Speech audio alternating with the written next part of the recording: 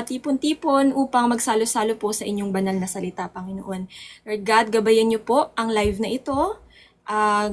Nawa po maging successful po ito hanggang matapos. Gabayan niyo po ang aming mga signals, ang aming connection, wifi connection, at ang kuryente, Panginoon. Lahat ng distractions ay harangin niyo po. Lahat ng mga nag-ooperate na evil spirit upang hadlangan ang paghahayag ng inyong kingdom gospel, ay harangin niyo po ang lahat ng ito sa inyong pangalan, Panginoong Hesukristo. At lahat-lahat po ng evil works, we rebuke Satan, we rebuke evil spirits, na humahadlang po sa aming mga pananampalataya, sa aming mga buhay, sa aming mga ginagawa sa pang-araw-araw, in the mighty name of Jesus. We plead your blood, Lord Jesus Christ, to be upon all the works, itong ginagawa po namin sa pang-araw-araw para sa inyo, Panginoon, at sa aming mga buhay, Panginoon, that we are covered in your blood, Lord Jesus Christ. Lord God, patawarin niyo po kami sa aming mga pagkakasala, ang aking mga kapatid, kung ano man po ang kanilang mga unrepented and ang kanilang mga hidden sin, ay hinihingi na po namin ng tawad to sa inyo at pinapatawad na rin po namin ang mga nagkakasala sa amin tulad ng pagpapatawad niyo po sa amin, Panginoon. Linisin niyo po ang aming mga puso, isip, ang aming mga katawan, ang aming mga kaluluwa, nang maipresenta po kami sa inyong pagbabalik, Panginoon, as holy, blameless, and righteous. Lagi niyo po kami, Panginoon, disiplinahin at ituwid sa tuwing kami nadadapa, Panginoon. Kung kami nawawala sa inyong kalooban, Lord, hatakin niyo kami pabalik sa inyo, Panginoon. Huwag niyo kaming hayaang mawala sa inyong presensya, at kami din po, Panginoon, sa pang-araw-araw, sa pagtitipon namin ito ay kami naghahanda. Kami po ay nag-iipon ng oil upang mag-umapaw ito hanggang sa inyong pagbabalik, Panginoon. Yun na po ang aming hiling sa aming buhay, Panginoon, nang makasama na po namin kayo magpasawalang hanggan, Panginoon. Lord God, ako po maghahayag ng inyong kingdom gospel para sa araw na ito. Holy Spirit, gamitin mo po ang aking boses para siyang maghayag at magturo ngayon, at hindi na po ako, upang ang tanging mapapakinggan lamang nila ay katotohanan, may kabatasan. At ito'y nawa po ay maisa-isip, maisa-puso at maisa-buhay ng bawat isa ang kanilang ang inyong salita, ang kanilang maririnig, Panginoon. Hindi ko na po hahabaan ang panalangin ito, Panginoon. Nawa ipagkaloob niyo po ang kahilingan ng inyong mga elect, Panginoon, kaawaan ang mga nangangailangan ng inyong awa, bigyan ng karunungan ng bawat isa, at kung ano na po ang kalooban niyo po para sa amin ay yun ang masunod at hindi na po yung aming kagustuhan. Lahat ng panalangin ng bawat isa, kasama po ang pinakamataas na papurit, pagpupugay at pasasalamat, ay sa inyo lamang, aming Panginoong Hesukristo, ang aming Diyos na buhay, na banal, mapagmahal, mapagpatawad, at just God.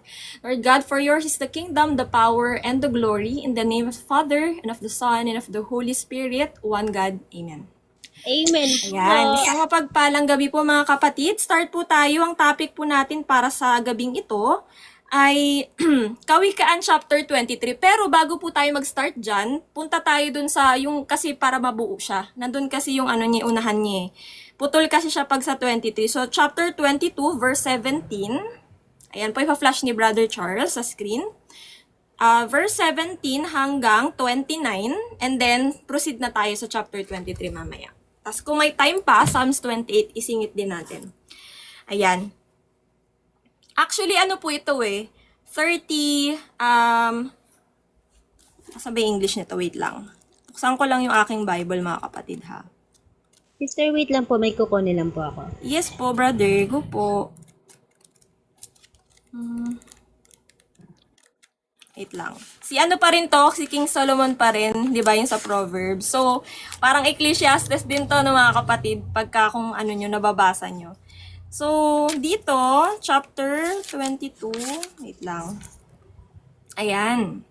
Words of the wise. Actually, 30 to. 30, yun nga lang, kasi parang hanggang 24 kasi siya. So, baka sa isang araw, ipagpatuloy natin yung 24, mga kapatid. Kasi 30 sayings siya Ang ibig sabihin kasi ng Proverbs, ito ay sayings, salita ng isang wise, di ba? So, si King Solomon. So, ginamit siya ng Panginoon upang ipabatid at ipaalam sa atin ito, yung karunungang ganito, di ba? Na makakatulong sa ating pang-araw-araw kung paano tayo mamuhay ng tama sa Diyos.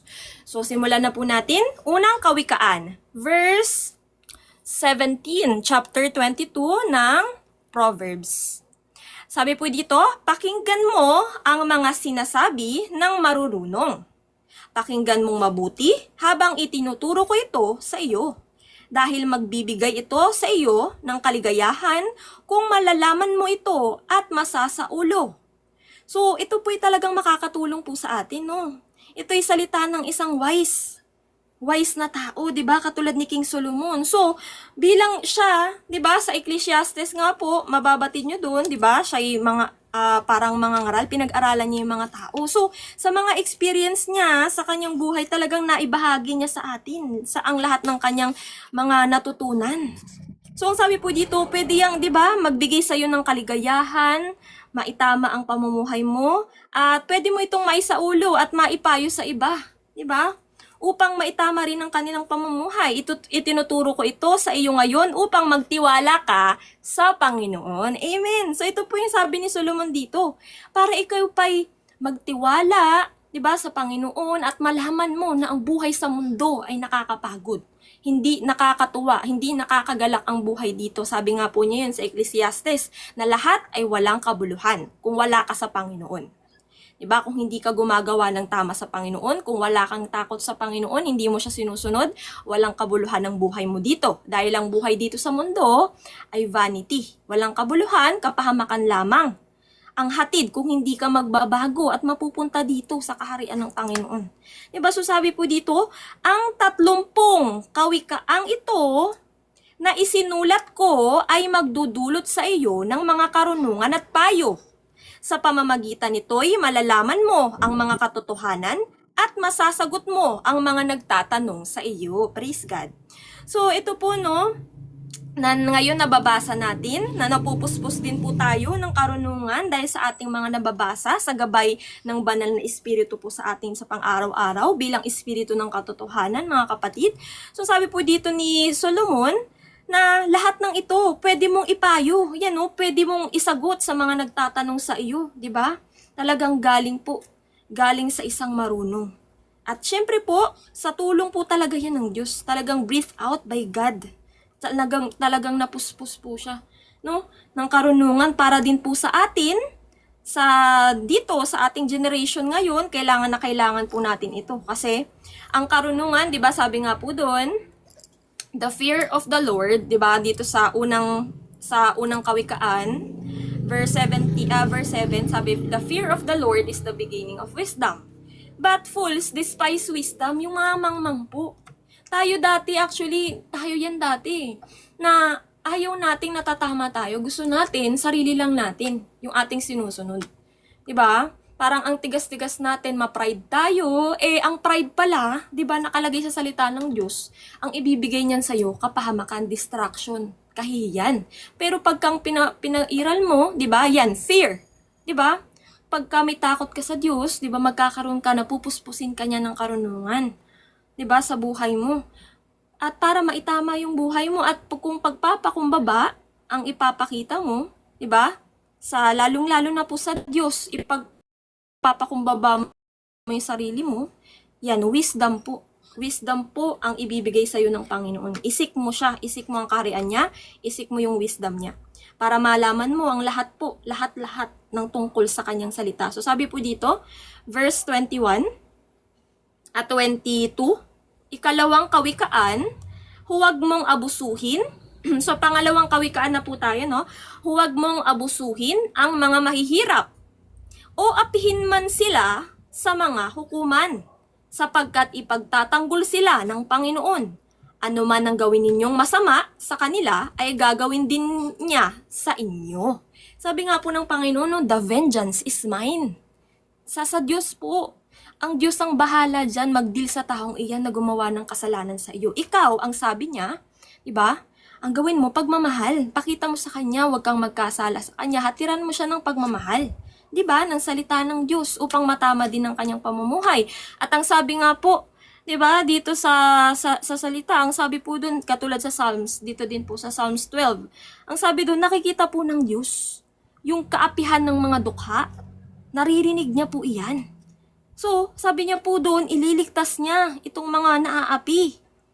'Di ba? At sabi niya po doon, talagang yung mga masasama, yun, 'di ba sabi po dito, wait lang ha, naghahamak Wait lang. I-ano ko nga. Hindi ko maintindihan yung sulat ko. Wait lang.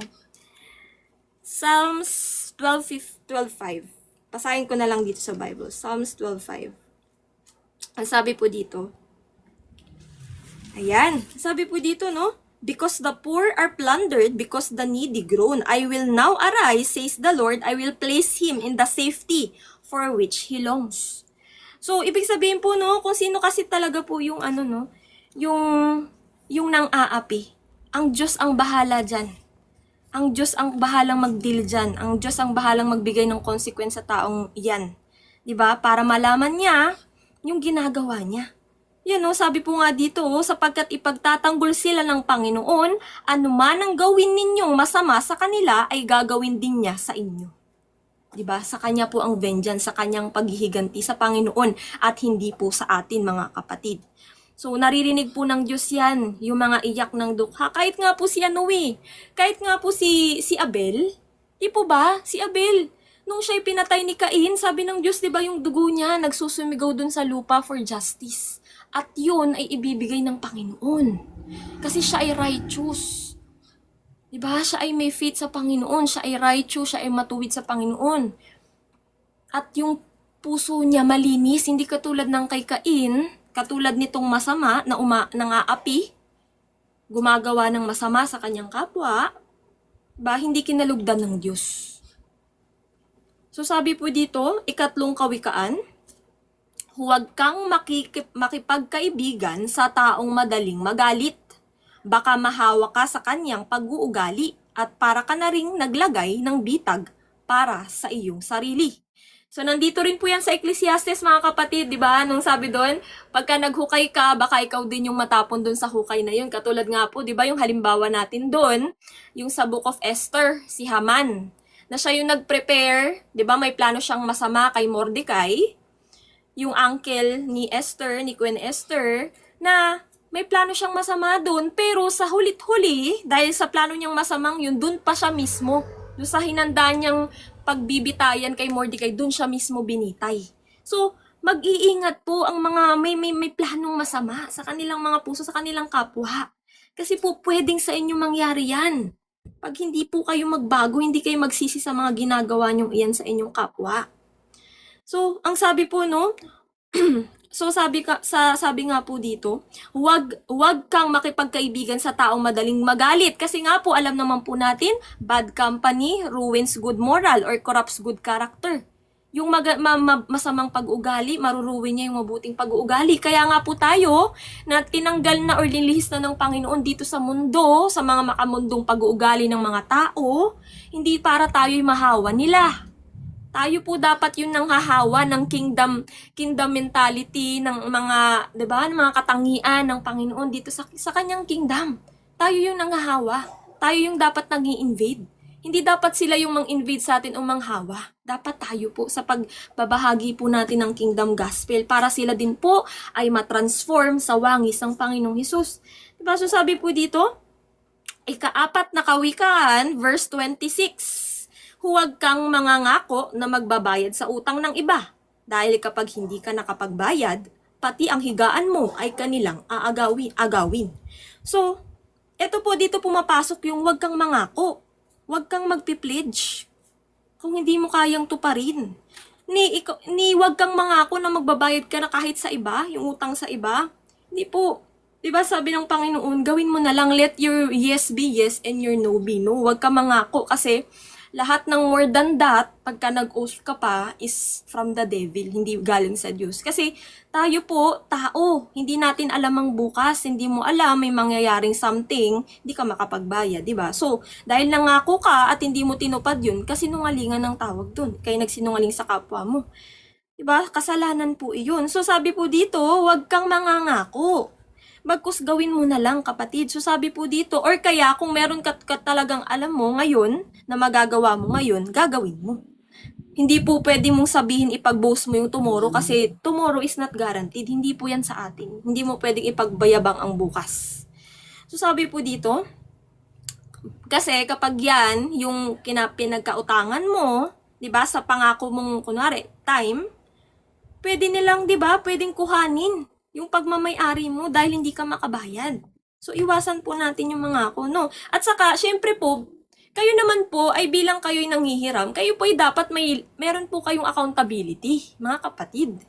Kasi hindi po yan tinotolerate ng Panginoon. Ang sabi niya po sa kanyang salita, kapag ikaw ay may utang sa iyong kapwa, di ba, utang yun, hindi bigay.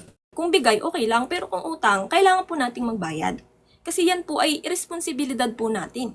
Kasi yun yung pera na pinahiram sa atin ng ating kapwa ay hindi naman po niya, 'di ba, pinulot lang kung saan, 'di ba?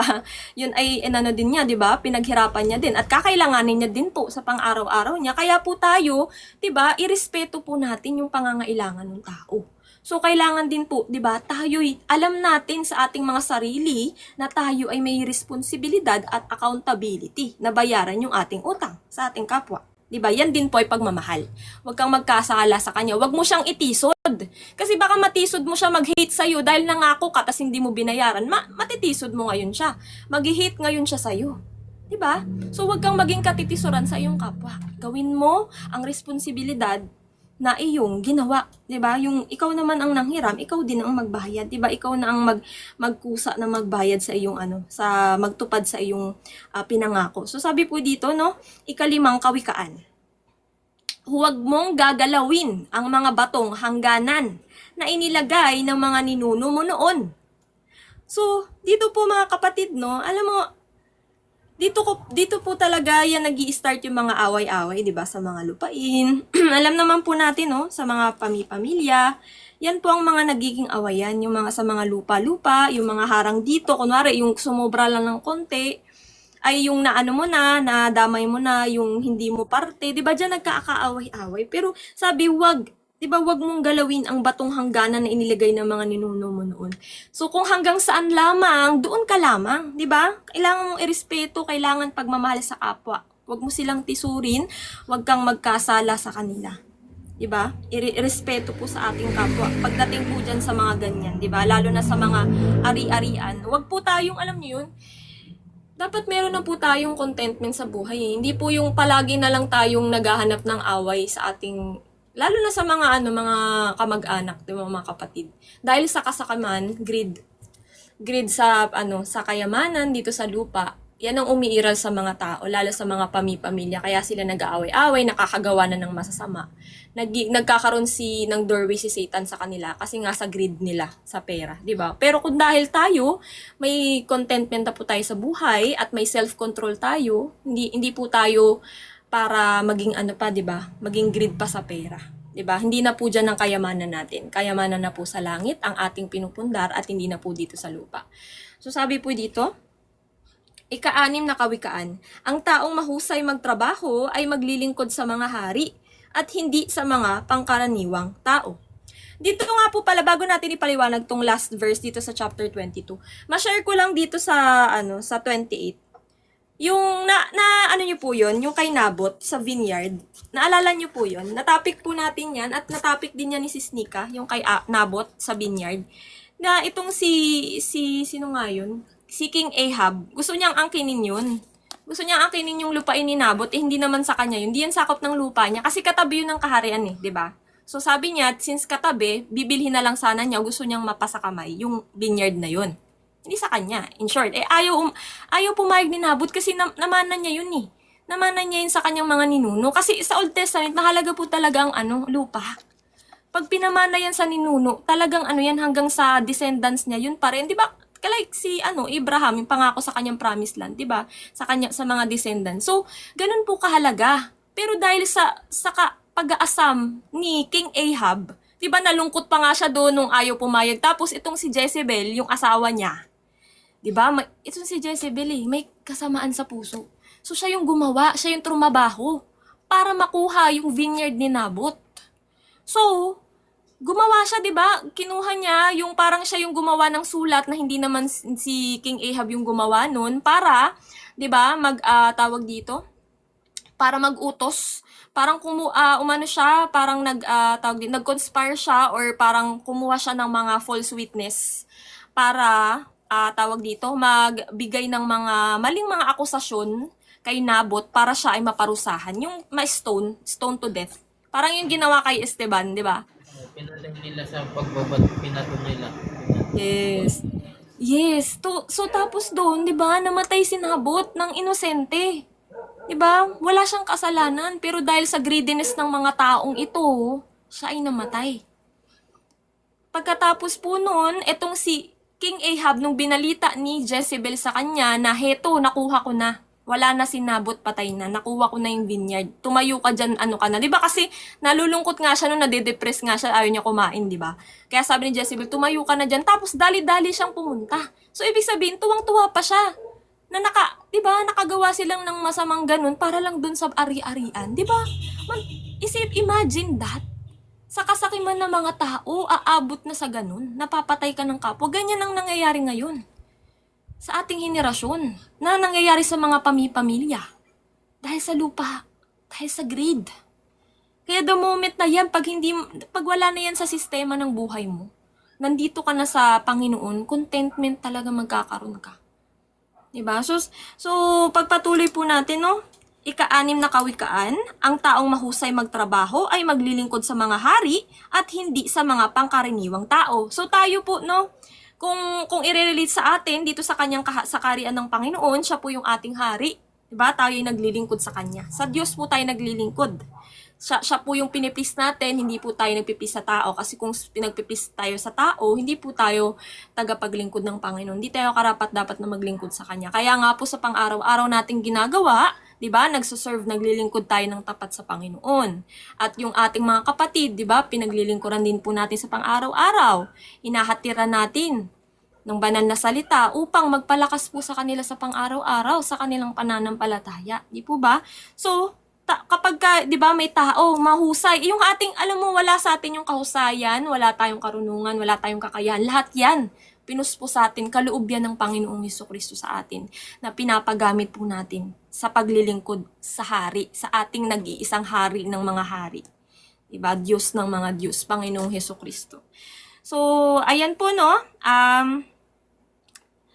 At saka po, no, mga kapatid, talagang karunungan po, no? Sabi nga po sa Ecclesiastes, mas mabuting pamana ang karunungan kaysa sa pera. Kasi kung pera po, 'di ba, diyan sa mga makamundo, yan ang gusto nilang pamana. Yan ang akala nila, protection nila sa buhay, na pag may pera sila, akala nila protected na sila. Pero tayo hindi, karunungan na galing sa Diyos. Yan yung tinetreasure po natin ngayon. So, yan din po ang makapagliligtas sa atin. Unlike yung sa kanila, 'di ba, na pera makapagpapahamak pa sa kanila. So, i-proceed po tayo, mga kapatid. Dito po tayo sa chapter 23, Kawikaan. Ikapitong kawikaan na po tayo, ha. Ayan. Kapag kumakain ka, so ito po yung tinutukoy ni Brother Daniel po, no? Nung sa, yung you are sit with, the rulers. Ano nga ba yun? When you sit down to eat with a ruler. Kapag kumakain ka, kasalo ng taong may mataas na katungkulan, mag-ingat ka sa ikikilos mo. Kung palakain ka, pigilan mo ang iyong sarili. Huwag mong pagnasaan ang mga pagkain kanyang inihanda dahil inihain iyon upang linlangin ka. Yes, Sister Rian, hilig ko magdebate dati. O ganyan tayo eh. Kasi nga, akala natin yung meron tayong kakarampot na karunong, akala natin yun yung katotohanan. Akala natin yun yung karapat dapat. 'Di ba? Akala natin yun yung makakaligtas. 'Di ba ang sabi nga sa salita, yung kakaunting karunungan ng akala mong meron ka, makukuha pa ngayon sa'yo dahil tinaniman ka na ng kasinungalingan ni Satan. Yun, kaya ka ganyan, 'di ba? Debate, argumento, pumapatol, walang self-control. Hindi ka na bago. Hindi ka na bago nung karunungang meron. Hindi tayo na bago nung karunungang meron tayo dati kasi karunungan lang yun ng mundo. Walang kabuluhan, kamangmangan lamang sa Diyos. So, dito nga po ng mga kapatid, ang sabi dito, kapag kumakain ka, kasalo ang isang mataas na katungkulan, mag-ingat ka. So, dito po ha, mga kapatid, pwede nating ipasok dito na kung ikay nakikipagsalo-salo, kung i-relate natin yan sa generation natin, kung ikay nakikipagsalo-salo sa hapagkainan ni Satan, sa mga makamundong tao, mag-iingat ka. Mag-iingat ka po kasi yung inihahain sa'yo, yung akala mo, yung pagkain dito, wag na, tawag dito, bukod sa physical, word. Diba? Yung hinahain sa'yo, yung napapakinggan mo, kapatid, ay lilinlangin ka ng mga makamundong nagtuturo, kaya mag-iingat ka dyan sa hinahain sa'yo. Discern every spirit. Discern. Tingnan mo yung fruit niyan kung galing yan sa Diyos. Kasi kung hindi same spirit na natanggap mo, kung hindi same gospel na pinangaral sa iyo, kung hindi same Jesus na preach sa'yo, na natanggap mo, yung pinapangaral nila, mag-ingat ka na. Run for your life. Kasi lilinlangin ka lang yan. Kaya po tayo, alam mo, mas mabuti na lang po no kung dito nyo na po natagpuan ang pakikipagsalo sa 'di ba sa salita ng Diyos, dito nyo nahanap ang katotohanan, 'di ba? Hindi sa amin hindi sa nangangaral, sa Panginoong Hesukristo pa rin. Dito na po kayo makipagsalo-salo para hindi na po kayo malinlang. Kami po ayan, sila Brother Joe, ang ating mga kapatid, dito na po kami palagi. Hindi na po kami nakikipagsalo-salo dun sa iba kasi hindi po natin alam, baka mamaya yung hinahain nila ay makapanglidin lang, makakapang-deceive lang. Di nagulo pa tuloy yung peace mo. Nagulo pa tuloy yung katotohanan sa utak mo. Diba? Alam mo naman nandyan lang si Satan sa paligid. Diba? So sabi po dito, 8 kawikaan. Huwag mong pahirapan ang sarili mo sa pagpapayaman. Maging matalino ka at ang sarili ay pigilan. Dahil ang kayamanan ay madaling mawala at tila may pakpak na lumilipad sa kalawakan tulad ng isang agila. So talagang katulad nga daw po itong kayamanan sa mundo mawawala para daw pong agila, 'di ba? May pakpak na mapupunta lang sa kalawakan, mawawala. So ibig sabihin lamang po temporary. Temporary lamang po yung mga material things na iyan na pinagpo-focusan mo, na pinupundar mo ngayon. Pwedeng yung kunin sa'yo ng Diyos kung dyan nakatuon yung puso, yung pamumuhay mo eh. Pwede. Kasi ganyan po ang nangyari sa atin, no? Nung tayo'y talagang nagmamarunong sa buhay natin, yung meron tayo na nagpapayaman, kinuha ng Diyos. Ganyan po yung nangyari sa akin eh. Sa sobra kong katigasan, sobrang greedy kong tao, sobra. Halos lahat po talaga ng pwedeng easy money, talagang iniinvesan ko. Iiyak ka na lang talaga sa huli.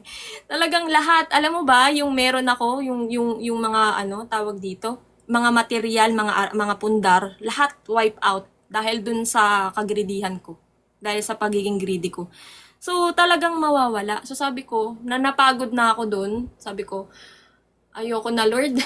Ayoko na kasi yung lahat ng mga decision ko sa buhay, failure lang yung binibigay sa akin. So, surrender na ako sa iyo, Lord. Talagang hands up na ako sa iyo. Ikaw na bahala, Lord, sa buhay ko. Hindi na ako magmamatigas. Kung ano yung gusto mo, kung anong will mo, ikaw na bahala. Ikaw na yung masunod sa aking buhay at hindi na ako. Kasi kung ako lang, talagang 100% failure talaga.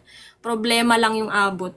So, kung dito po ang kayamanan mo, nandyan ang puso mo, di ba? Nandito lamang sa lupa, kasama kang mawawala nito. Kasama kang matutupok nito.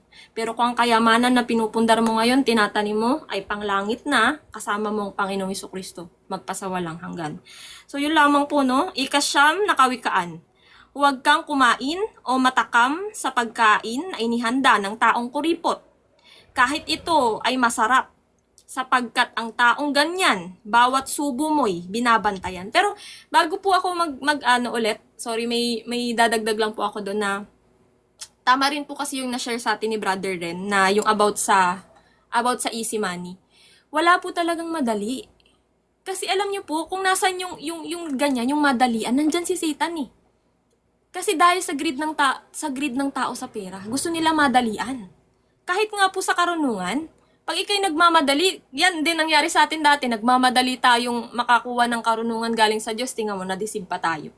Huwag po kayong magmamadali. Kasi ang Diyos ang nakakaalam ng perfect timing. Para ipagkaloob yan sa inyo, unahin nyong isik yung kaharian niya, yun yung una nyong gagawin. Kaysa yung kayo yung magmarunong maghanap kayo ng mga sa sarili nyong pamamaraan. Di mapapahamak pa kayo. Yes, sugal, risk.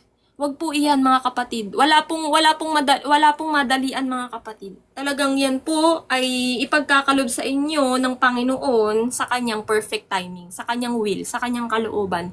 Kung kailan na niya yan, kung kailan na niya alam na handa ka na dyan. At saka, yun po no, ang i-pray nyo kay Lord ay instead of blessing, pray for management. Kung paano nyo po mamamanage yung kaloob ng Diyos. Kasi mamaya, Pray kayo ng pray ng mga ganyan. Hindi na nga po tayo nagpipray sa ganyan eh. Kahit nga hindi nyo i-pray, pinagkakalob na ng Panginoon. Ang i-pray nyo kung paano nyo, Lord. Lord, nawa po, bigyan nyo po ako ng kung paano ko manage yung pinagkaloob nyo, kung paano ko po mapapalago itong karunungan na binigay nyo po. 'Di ba? Pray for management instead of blessings. Ganyan sa kanyang kaharian, mga kapatid. Talagang pagkakalooban ka ng Panginoon, ng pagkakalooban, pinagkakatiwala niya sa'yo bilang ikay manager, di ba? Natapik nga po natin yan. Yung bilang stewards, katiwala, manager ng grace or ng kaloob ng Panginoon, biyaya niya para sa kanyang kaharian. Para hindi mo yun para abusuhin katulad ng dishonest manager, di ba? Yun ay hindi po sa atin. Pahiram lang po sa atin upang ating palaguin, ating pamahalaan, di ba? Para ating palaguin. Lahat po yan, lahat po. Gifts, yung karunungan, lahat blessings, lahat po mga kapatid. So, yun lamang po, no? Balik po tayo dito sa sa verse 6. Ikasyam na kawikaan. Balik lang ako sa 6, Brother Charles, ha? Ayan, huwag kang kumain o matakam sa pagkain na inihanda ng taong kuripot, kahit ito ay masarap. Sapagkat ang taong ganyan, bawat subo mo'y binabantayan, sasabihin niya, sige kumain ka pa. Ngunit hindi pala ganoon ang nasa isip niya. Kaya lahat ng kinain mo'y isusuka mo at ang mga papuri mo sa kanya ay mababaliwala. Meron pong mga ganito, no? Yung taong kuripot or maramot na yung pag magbibigay, parang labag pa talaga sa loob niya. Ganun yung ibang tao eh. Yung Brother Daniel, idadagdag Ano ko. yan, Ate Clean? May share ako dyan about that. Ano ako dati, parang example ko dito, parang ako, kunyari, bumili ako ng chichirya. Malaking chichirya to. And then, gawin ko na ng example dito, parang, syempre, nandiyan yung mga kapatid ko, nakikita ko kumakain, then manghihingi sila. Parang labag sa loob mo, kahit gusto mo magbigay, pero labag sa loob mo, ganun. Parang galit ka sa loob mo, pero sa labas mo, parang okay lang. Ganon siya. Ayun po yung, magbibigay ko yung example. Yes, amen. Tama yan, Brother Daniel. Ganyan nga po yun, no? Dahil sa kasakiman mo, di ba? Ang kasakiman po hindi lang to sa pera, ha? Pagdating din po dyan, katulad kay Brother Daniel, pagkain. Sakin ka sa pagkain, hindi mo naman lahat yan mauubos, di ba? Talagang, ang gusto ng Panginoon, pagka nandito ka na sa kanyang presensya, nandito na kanya sa kakaharian mo, magiging mapagbigay ka eh. Wala ka nang, hindi, yung ano mo, hindi na para sa iyo. Para na sa lahat. Talagang, Ate Lynn, ano siya? yes po, brother. Parang, mauubos mo yung pagkain, pero alam mo may guilt. Yes. Mauubos mo siya, pero may guilt na parang umay ka na, ganon. Oo. Syempre, alam naman, may ano dyan, may consequence sa pagiging ganyan. Malay mo, sumakit pa yun dyan mo. Sumakit Ayun pa nga, yun ayun, dyan mo. Ate Lynn, Diba? naranasan ko yan. Pero Praise yun God. nga, no, tawag dito. Pero ano no, mga kapatid, yun nga po, dahil sa kasakiman mo, dahil sa karamutan mo, dahil sa kakuriputan mo, diba, nahihinder tuloy na, kunwari, pinagkaloob yun sa'yo ng Diyos para ipagkaloob mo din sa iba. Kumbaga, ikay taga-abot lang, extending, i-share mo sa iba. Kasi nga, kaya tayo pinupuspos ng Panginoon ng blessing para maging blessing din tayo sa iba, hindi para ipagramot o i-ano lang natin sa ating sarili. Kasi hindi lang tayo ang anak ng Diyos. Marami tayo. So, i-share nyo po yan. Kaya po tayo talagang merong inadya ng Panginoon or kinaloob ng Panginoon na magsobra sa buhay para siya ay mag-share dun sa mga nagkukulang. At yung mga nagkukulang naman, pagka meron naman siya, di ba, siya naman yung mag-share sa iba. So, sharing lang talaga. Love. That is love. Di ba? Yung kabutihan ng ipapakita mo sa kapwa mo, mag-share ka ng kung anong meron ka. Di ba? So, sabi po dito,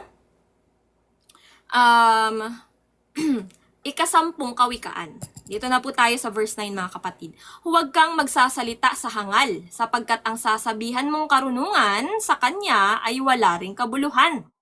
Ito na nga po yun, mga kapatid. Etong karunungan na galing sa Diyos, etong kingdom gospel na ating hinahayag sa pang-araw-araw. Ano yan eh, kamangmangan sa kanila. Hindi nga po nila matanggap kasi iba pong spirit yung meron sila. Opposing dun sa spirit na meron, banal na espiritu na meron tayo. Magkaiba po. Kaya talagang never nilang matatanggap yan. Kaya yung nag-ooperate sa kanilang spirito ng mundo, yun yung nag-o-oppose. Kaya sila'y nagagalit, nagsasalita ng masama, nag-hate sa atin. Pero alam naman po natin, lagi nating pinapaalala, hating your brothers and sisters is murder. No murderer can inherit eternal life. First John chapter 3 verse 15. Hindi po kasi yan alam ng iba. Akala nila ang murder, physical lamang na pagkitil. Yes, pero hindi lamang po yun. Pagka hinate mo pa lang, 'di ba? Sa magmula dito sa puso mo meron kang hate dyan, 'di ba? May naisip ka na ng mga masasamang gagawin. So masamang sasabihin. So lalabas na ngayon sa bibig mo o kaya ita-type mo, 'di ba?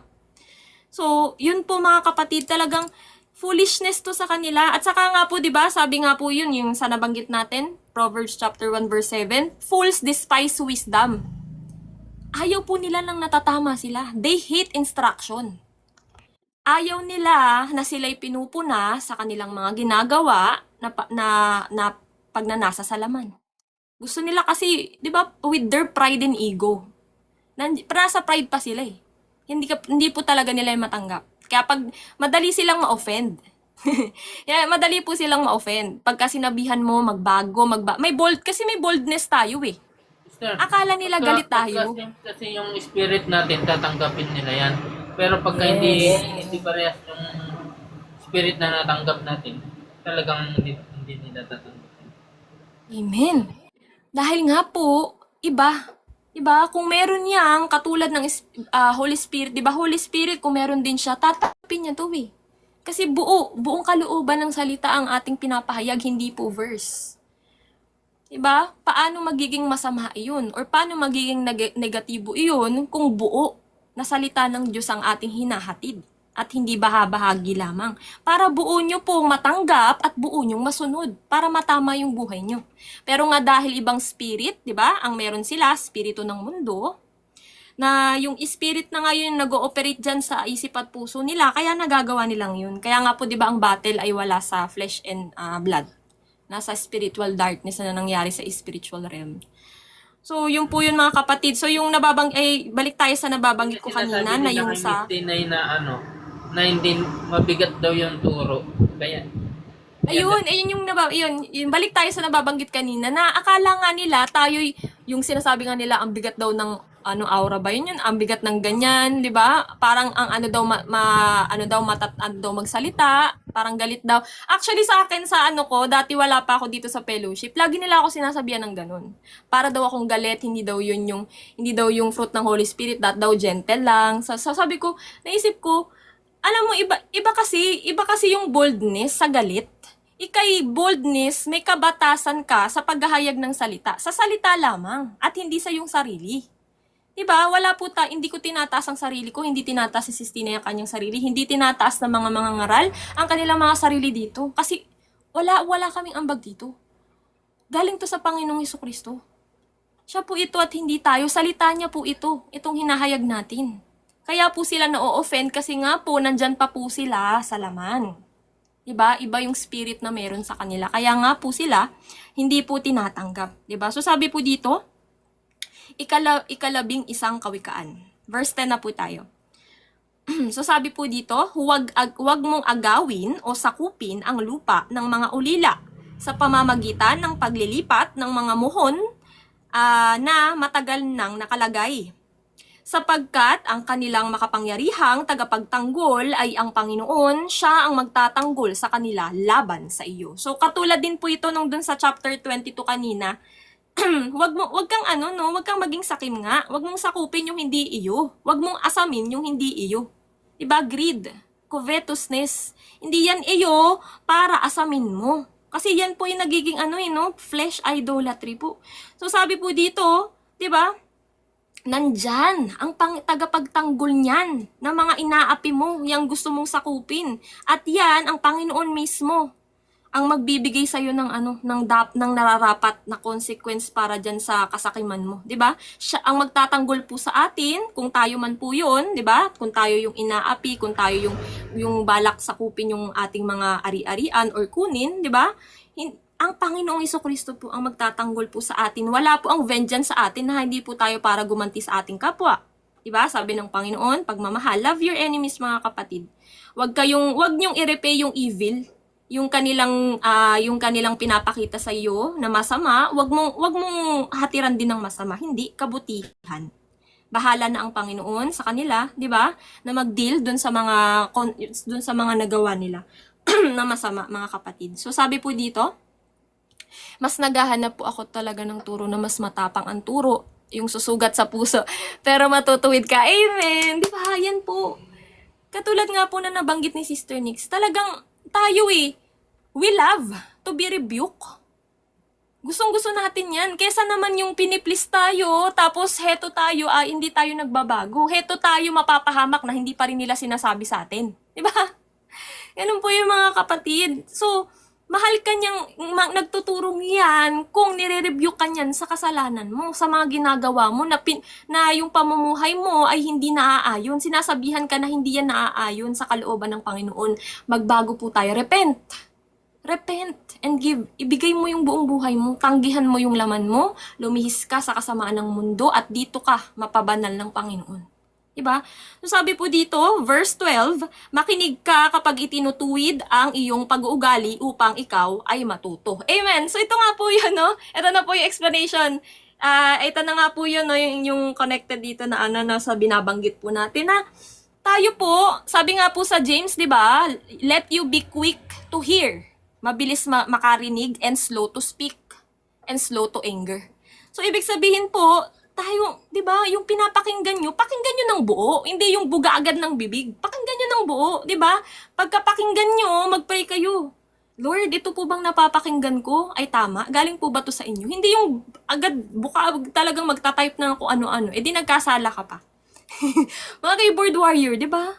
Yun yung mga tao wala nga pong pagpipigil. Wala pa po kasi sila. Wala pa. Yes po, Brother Daniel. Naalala ko na naman yung first kong encounter kala Ate Tin. Kasi nung una ko rin siya napanood before, parang may something. Tapos hanggang sa pinakinggan ko na ng pinakinggan, yun nga, talagang pumukaw talaga sa akin. Kasi na-review ako Alam mo, parang Amen. parang sinampal ng hangin na, oy, Yes. magbago ka, ano ka dyan? Gusto mo ganyan ka na lang?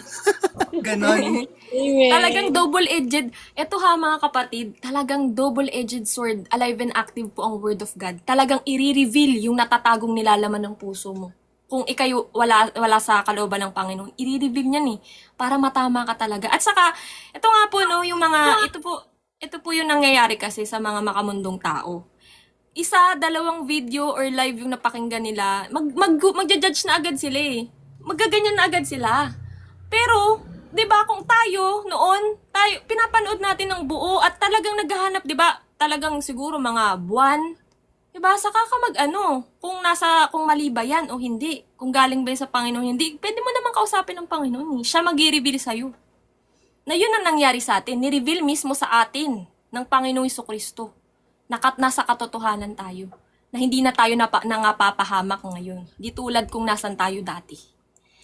Kasi nga po, hindi tayo nagtitiwala sa mga mga nangangaral, 'di ba? Yung mga napapakinggan natin, kung di mismo tayo mismo yung umaalam, tayo mismo yung nagbabasa para hindi na po tayo nadideceive. 'Di ba? So sabi po dito, verse 12. Proverbs chapter 23 verse 12. Verse 13 na pala tayo, Brother Charles. 13 kawikaan. Huwag kang magpapabaya sa pagdidisiplina sa iyong anak. Ang tamang pagpalo ay hindi niya ikamamatay, kundi makapagliligtas pa sa kanya sa kamatayan. Amen. Alam mo, kung ikay isang magulang, tapos nagdidisiplina ka sa iyong anak, nang naaayon sa kalooban ng Panginoon, naaayon sa kanyang salita, talagang nalilid mo ang iyong anak sa, di ba, sa righteousness ng Panginoon. Ikaw mismo yung magpakilala, bata pa lang, pakilala mo ng Panginoong Hesus sa kanya. Ilayo mo siya sa kasamaan ng mundo, ilihis mo siya. Kasi kawawa mga kapatid ang mga bata na nakakapanood na ngayon, na nakakaalam na ngayon ng kasamaan. Di ba?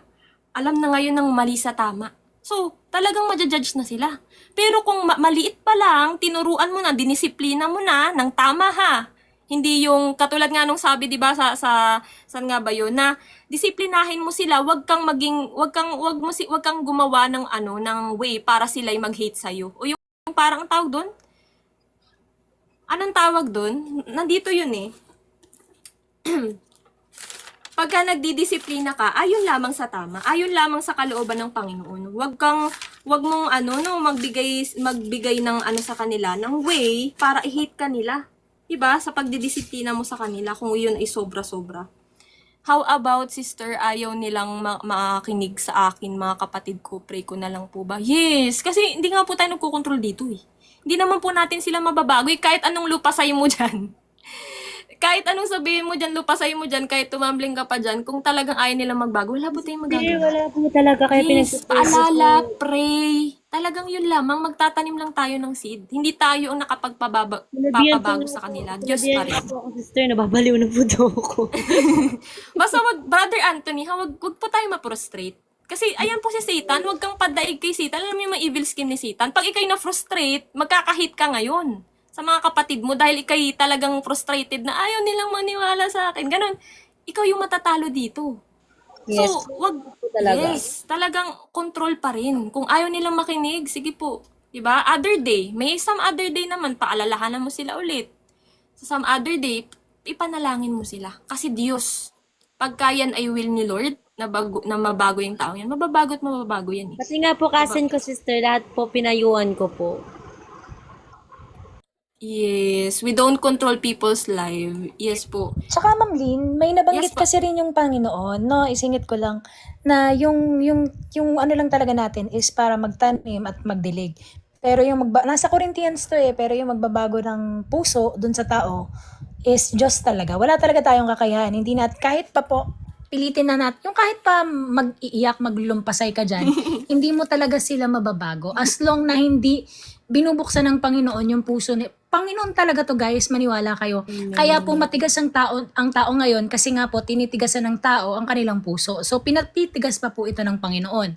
Pero kung uunawain ng tao kung ano yung kalooban ng Diyos, mas marirealize nila at bubuksan ng Panginoon ang puso nila. Kaya the end of the day, God is always in control po. Wala po talaga tayong kakayahan na baguhin ang puso ng tao. Pero may kakayahan po tayo para ipaunawa sa kanila yung salita ng Diyos. Ma'am Din, salamat. Amen. Ayan po yung nabanggit ni Sister Tinay, dyan nga po yan sa 1 Corinthians chapter 3. Yung, di ba, yung sabi dito, yung may iba daw na fina-follow nila si Paul, iba si Apollos. Pero ang sabi nga po dito, di ba, wala sa kanila, nasa Panginoong Jesucristo pa rin. Sa Panginoon pa rin po yan. Kung yan ay, di ba, babaguhin niya o hindi. Talagang siya ang control sa lahat. Wala po sa atin. Di ba? So sabi po dito, verse 50 na tayo, brother. 14 na kawikaan. Anak, kung may dunong ang iyong puso, ang puso ko'y magagalak din. Tunay ngang magagalak ang aking kalooban kung ang mga salitang lalabas sa labi mo'y mula sa karunungan. So, para naman daw po sa mga anak, no? So, sabi dito, kung yung dunong, kung yun nga po, no? Kung sa mulat-mula pa lang talagang nahahatiran na po ng mga magulang yung kanilang mga anak, ng karunungan na galing sa Panginoon, 'di ba? Dito sa kanyang salita, talagang bata pa lang, no? Pinakilala ng Panginoon Jesucristo, pinagbabasa na po ng Bible. Talagang alam na alam niya kung ano ang tama sa mali. So ito'y magagalak po, no? Ang puso ko'y magagalak din. Tunay ngang magagalak ang aking kalooban kung ang salitang lalabas sa bibig mo'y mula sa karunungan. Kasi nga po, pag yung karunungan mo galing sa Diyos, hindi ka mapapahamak eh. Dahil you are wise. Hindi ka isang foolish na katulad nga dun sa, di ba? Sa 5 foolish virgins. Dahil sa kamangmangan nila, di ba? Hindi nga po, i-relate natin yan sa atin, yung mga 5 foolish virgins na yan, talagang kampante sila. Hindi nga po sila nagbabasa. Talagang hindi po nagbabasa kasi hindi po nila alam na parating na po ang Panginoon. Talagang nagpapakasasa pa sila dito sa lahat-lahat ng mga pagnanasasalaman nila dito sa mundo. Alam naman po, alam yun ng mga 5 wise virgin na anytime soon talagang malapit nang bumalik ang Panginoon. Kaya hindi sila nagpakampante. Yun ang tunay na karunungan. Diba, mga kapatid? So, ang sabi po dito, no? Pagpatuloy po natin, limang kawikaan, verse 17. Huwag kang maiinggit sa mga makasalanan, sa halip igalang mo ang Panginoon habang nabubuhay ka. At kung magkagayon, ay gaganda ang kinabukasan mo, at mapapasa iyo ang mga hinahangad mo. Amen. So, sabi nga po dito, no, igalang. Yan po yun, no, sabi nga po ni Solomon, kahit sa Ecclesiastes nga po dun sa dulo. yung napagtanto niya na talagang wala po tayong ibang gagawin kundi, 'di ba, magkaroon ng takot, ng galang, ng respeto, sundin yung mga commandments ng Panginoon, yung utos niya, yung kanyang kalooban, yung kanyang salita. Kasi yun lamang po, no? Kasi ang karunungan po na galing mismo sa Diyos ang makapagliligtas. Hindi ang karunungan ng tao, hindi ang karunungan na galing lamang dito sa mundong ito. Kaya wag daw po maiinggit sa mga makasalanan. Kasi ang alam naman po natin ang kahihinatnan yan pag hindi po yan nagbago. Diba? Hindi po yan nagbago yung taong yan. Talagang lake of fire po ang abot niyan. So bakit ka maiinggit dyan? Eh nandito ka na, maganda na yung estado mo, titiisin mo na lamang.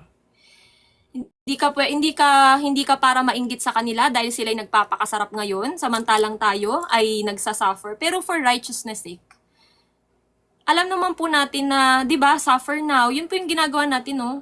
Talagang suffer now and enjoy later sa ating Panginoong Hesus pagkakapiling na natin siya eternally. Samantalang sila, yung kanilang pagpapakasarap ngayon ay temporary lamang. Suffer naman po sila eternally. So wag po kayong maiinggit dyan. Kaya sabi po dito, gaganda ang kinabukasan mo at mapapasa iyo ang mga hinahangat mo. Diba? Kung ikay magkakaroon talaga ng respeto at pagsunod sa salita ng Diyos. Yun lamang po mga kapatid. Pagka nagkaroon na po kayo, dun po kasi magsisimula mga kapatid eh. The moment na pag narinig mo yung kanyang salita, naririnig mo na naririnig, nagkakaroon ka po ng takot para sumunod sa kanya. So doon na po magkakaroon ka, mapapasa iyo ang, 'di ba, ang gagandang kinabukasan mo, hindi lang dito sa lupa, kundi talagang eternally. Pangmatagalan na po pag magpasawalang hanggan na po talaga mga kapatid. So sabi po dito, kasi alam naman po natin na nasik natin ang kingdom ng Panginoon, no? Siya na po nagbibigay ng ating mga pangangailangan sa pang-araw-araw. Hindi na po natin iyan pinoproblema. 'Di ba? Iba na po yung hinahangad natin, no? Hindi na makamundong bagay, kundi para na po sa kanyang kaharian, no? Para na po sa eternal things, spiritual things mga kapatid. Kasi spiritual na po ito, hindi na po ito physical mga kapatid. So sabi dito, 6 na Kawikaan, verse 19. For Proverbs chapter 23, verse 19. Anak, pakinggan mo ang itinuturo ko sa iyo. Maging matalino ka at sundin mo ang tamang daan. Huwag kang makikisama sa mga hayok sa alak o sa mga matatakaw sa pagkain, sapagkat ang mga lasenggo at matatakaw ay hahantong sa kahirapan. At dahil tulog sila ng tulog, sa bandang huli, magdadamit sila ng basahan. So dahil nga po, puro na lamang sila bisyo, puro kasarapan sa buhay, puro na lamang yung laman ng sinusunod nila, magkakaroon po sila ng kahirapan sa buhay.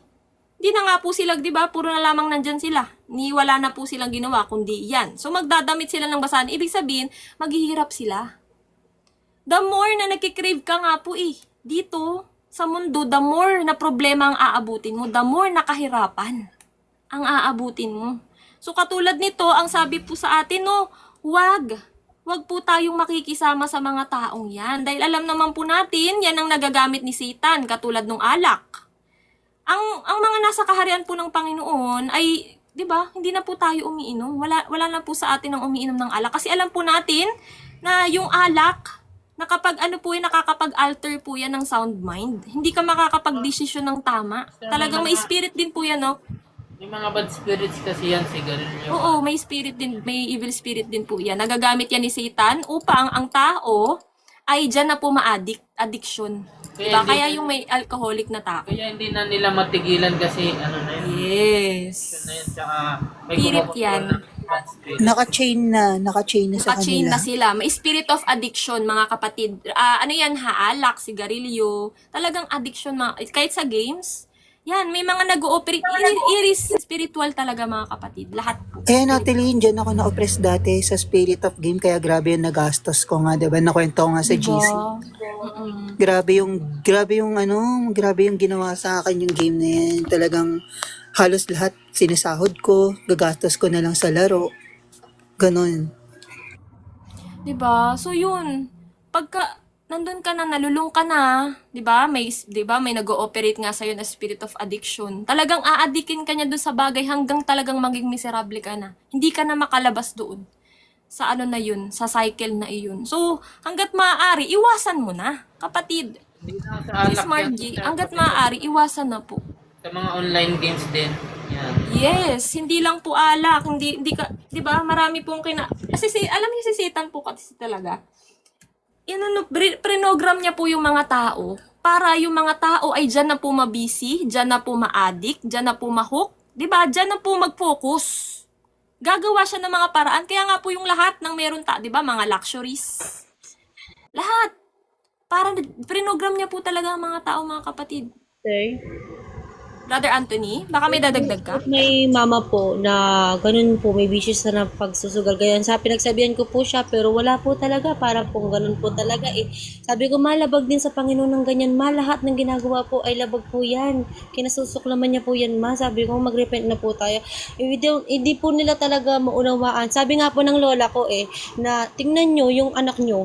Napakabuti. Tingnan nyo, nagbalik loob siya sa Panginoon, binago siya. Ayaw nyo ba yung ganyan? Magbago kayo at sumampalataya sa Panginoon? Sabi po ng lola ko sa kanila. Amen. 'Di ba? Kasi Brother Anthony, spiritual nga po ito. Talagang ikaw no, kung talagang ayaw nilang magbago, ikaw ipag-pray mo at mag-ano ka diyan, mag-anoin ka sa bahay nyo kasi spirito po 'yan, spirit of addiction. Kaya hindi po 'yan yung mga 'yan kahit dito sa amin, kahit dito sa sa family namin. Talagang kaya po hindi sila makaahon diyan kasi may nag-ooperate po talaga na evil spirit diyan. Kumbaga nakaano na yan sa kanila eh. Kumbaga meron silang chain dyan, may stronghold yan dyan sa kanila. Sila kasi mismo, naka-open sila kasi ng doorway. Sila mismo yung may parang covenant na sila sa ganun. Kaya talagang, kailangan ma-break yun. Sis Tinay, baka may dadagdag po kayo? Ma'am Bless, alam niyo kung bakit sobrang merciful pa rin ng Panginoon? Kasi po, ganito kasi yan, all is spiritual nga po, di ka? Ganito kasi yan, kumbaga parang, ang tao kasi ay hindi maniniwala sa Diyos as long na hindi nakita. Even yung mga taong naniniwala sa Panginoon. Pero, alam mo yun, nagsasabi sila na naniniwala sila sa Diyos, pero yung provide ng salita ng Diyos, hindi pa rin contentment or contento sa kanila. Kailangan may proof na, kaya nga sinabihan niya si Thomas, because you see me, you believe in me, but blessed is the one who do not see me, but believe in me. Kasi nga po, ang tao, as long na walang proof, or walang experience, walang pagkakakilanlan, hindi sila maniniwala. So ngayon, sinabi nga sa Hebrews 11, faith, magsisimula ang lahat sa faith. Bakit? Ano po yung faith? Nagtitiwala ka sa hindi mo nakikita. Yung ganon, ngayon nagdarasal tayo sa Diyos na hindi nakikita, pero nandyan yung salita niya. Ngayon, ang tao, nalulung sila sa mga bagay na nakikita nila. Kailangan may proof bago sila maniwala. Kailangan may ganito bago sila magtiwala. Nasa generation po tayo kung saan talagang ang tao ay slave saan? Sa sin world. Nandito po, slave talaga ang lahat ng tao sa mga bagay na nakikita nila. Kaya tayo binalaan ng Panginoon. Children, this is, sinabi sa Corinthians ni Paul, sa sulat ng Panginoon, focus to the unseen. Kasi nga po, ang laban ay hindi natin nakikita. Kaya, alam mo yon, kung bakit ang Panginoon ay nagiging patience pa rin sa mga tao. Kasi gano'n na lang po ka-merciful yung Diyos. Kung bakit ang Panginoon ay nagtitiwala sa tao sapagkat alam niya na may kakayahang magbago ang tao. Kaya siya, alam mo yun, kaya siya nagtitiwala kaya siya nagiging patience pa rin eh. Pero ang masakit kasi dito, Ma'am Bless, is this is totally grace kasi talaga. I mean, kailangan mo na lang talagang magtiwala at magtiwala, yun lang talaga. Hindi mo siya nakikita. Pero pag nagtiwala ka hanggang dulo into your lowest point, as in, susubukin ka kasi ng Diyos, hindi ka kakapit sa pananampalataya mo as long na wala kang nalaman eh. Ngayon, kakapit ka dun sa pananampalataya mong yan kapag may inireveal sa yung something ng Panginoon. Bukod na dyan yung peace or something. Diba? Sabi ko nga po, kung bakit ako ganito katatag sa pananampalataya ko, I saw Him. He is literally 100% crucified. Maniwala po kayo. I saw Him. Before God, I never lied. He is the living God. He is the one. I mean, sana magbago yung mga tao. Yun lang po talaga yung dasal ko. Ma'am Bless, salamat. Mercy talaga. Yan na nga po yun, mga kapatid, no? Talagang lahat ay spiritual ngayon. Kaya yung mga katigasan nila ngayon, may mga nag-ooperate sa kanila kasi na mga masasamang spirito. Pero tayo, yan nga po no, nasabi ni Sis Tinay na ang faith, talagang ano mo, 'di ba, sa hindi nakikita. Kasi kung 'di ba ang ninormalize ng mundong ito na to see is to believe. Doon sila maniniwala pag sila may nakita. Ngunit tayo hindi. Dahil alam natin na lahat ng ito ay spiritual, hindi nakikita, kaya doon tayo nakafocus. We walk by faith, not by sight, mga kapatid. Kasi yun ang totoong pananampalataya. Actually, may share din po ako. Yes po, Brother Kanina, Daniel. nung tahimik dito sa bahay, tahimik yung kwarto, ako lang mag-isa dito sa kwarto. Habang nagpe-pray ako kanina for, yun nga, pinagpe-pray ko rin yung family ko kanina na, ganito na, yung mga puso nila. Kanina, alam mo, ang bigat, parang may sa akin na, parang alam mo yung, parang siyang mabigat na force, na nasa gilid ko habang nagpe-pray ako kanina. Tapos ako na mag-isa kanina, nakapikit ako. Tapos may biglang parang umano sa isip ko na nakikita ko yung katabi ko. Parang ganun siya. Ganun yung nangyari sa akin kanina. Tapos yung katawan ko parang bumigat. Bumigat na magaan na ewan. Yung parang kung parang may kay Sis humahatak Angel. sa akin. na nagpe-pray Parang may din siya, humahatak ganyan sa din. akin, Natelin. Kaya ngayon pa lang talagang totoo na hindi talaga natin nakikita yung kaaway natin. Ngayon pa lang, ako na magpapatunay. Grabe Spiritual kumilos warfare, siya sa Satan. Ano yung kanina, Ate Lynn, may bumubulong talaga. Legit. Legit yung bulong. Kikilabutan ka. Hindi mo siya basta-basta masasabing, alam mo yun, masasabing normal or bagabag lang sa isip. Talagang, hindi mo siya maririnig na as in, pero mararamdaman mo na may bumubulong sa'yo. Hangin. Ayun sa akin. Kaya grabe yung kanina talaga habang nagpe-pray ako, binibigyan niya ako ng fear. Kaya, nire-review.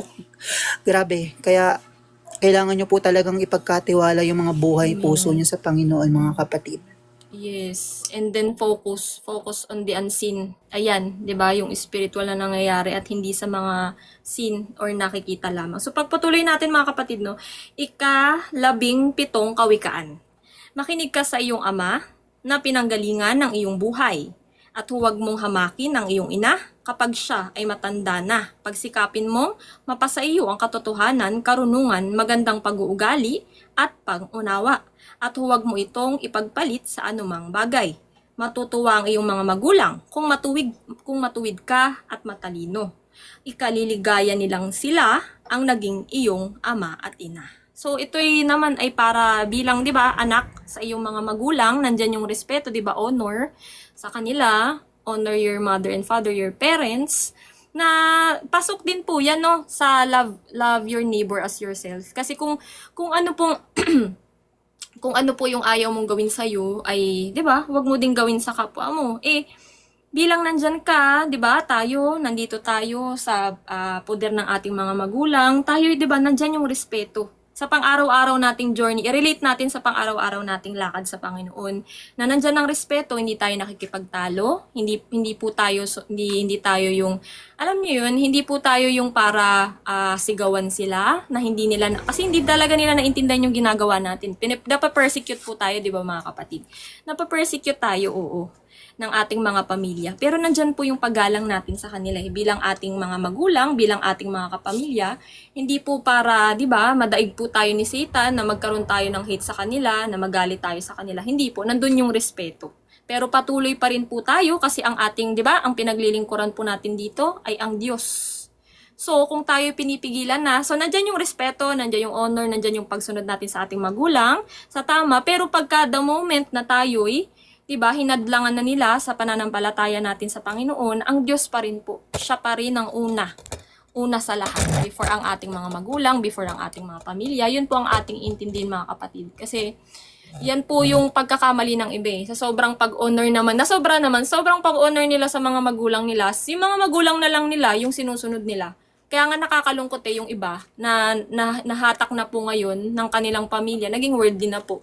Dahil napigilan sa mga ginagawa sa pang-araw-araw. So, yun po, no, magkaroon po tayo ng tawag dito, talagang katapatan. Kung nasa na po tayo ngayon, huwag na tayong tumalikod, huwag tayong magpahatak sa mga evil works ng kaaway na gagamitin yung pamilya natin, gagamitin yung ibang tao. Wag po tayong magpahatak sa kanila. So sabi po dito, ayan no, pgsikapan mo, mapasa iyo ang katotohanan, karunungan at magandang pag-uugali at pang-unawa. So ito po yun mga kapatid, talagang isik po natin.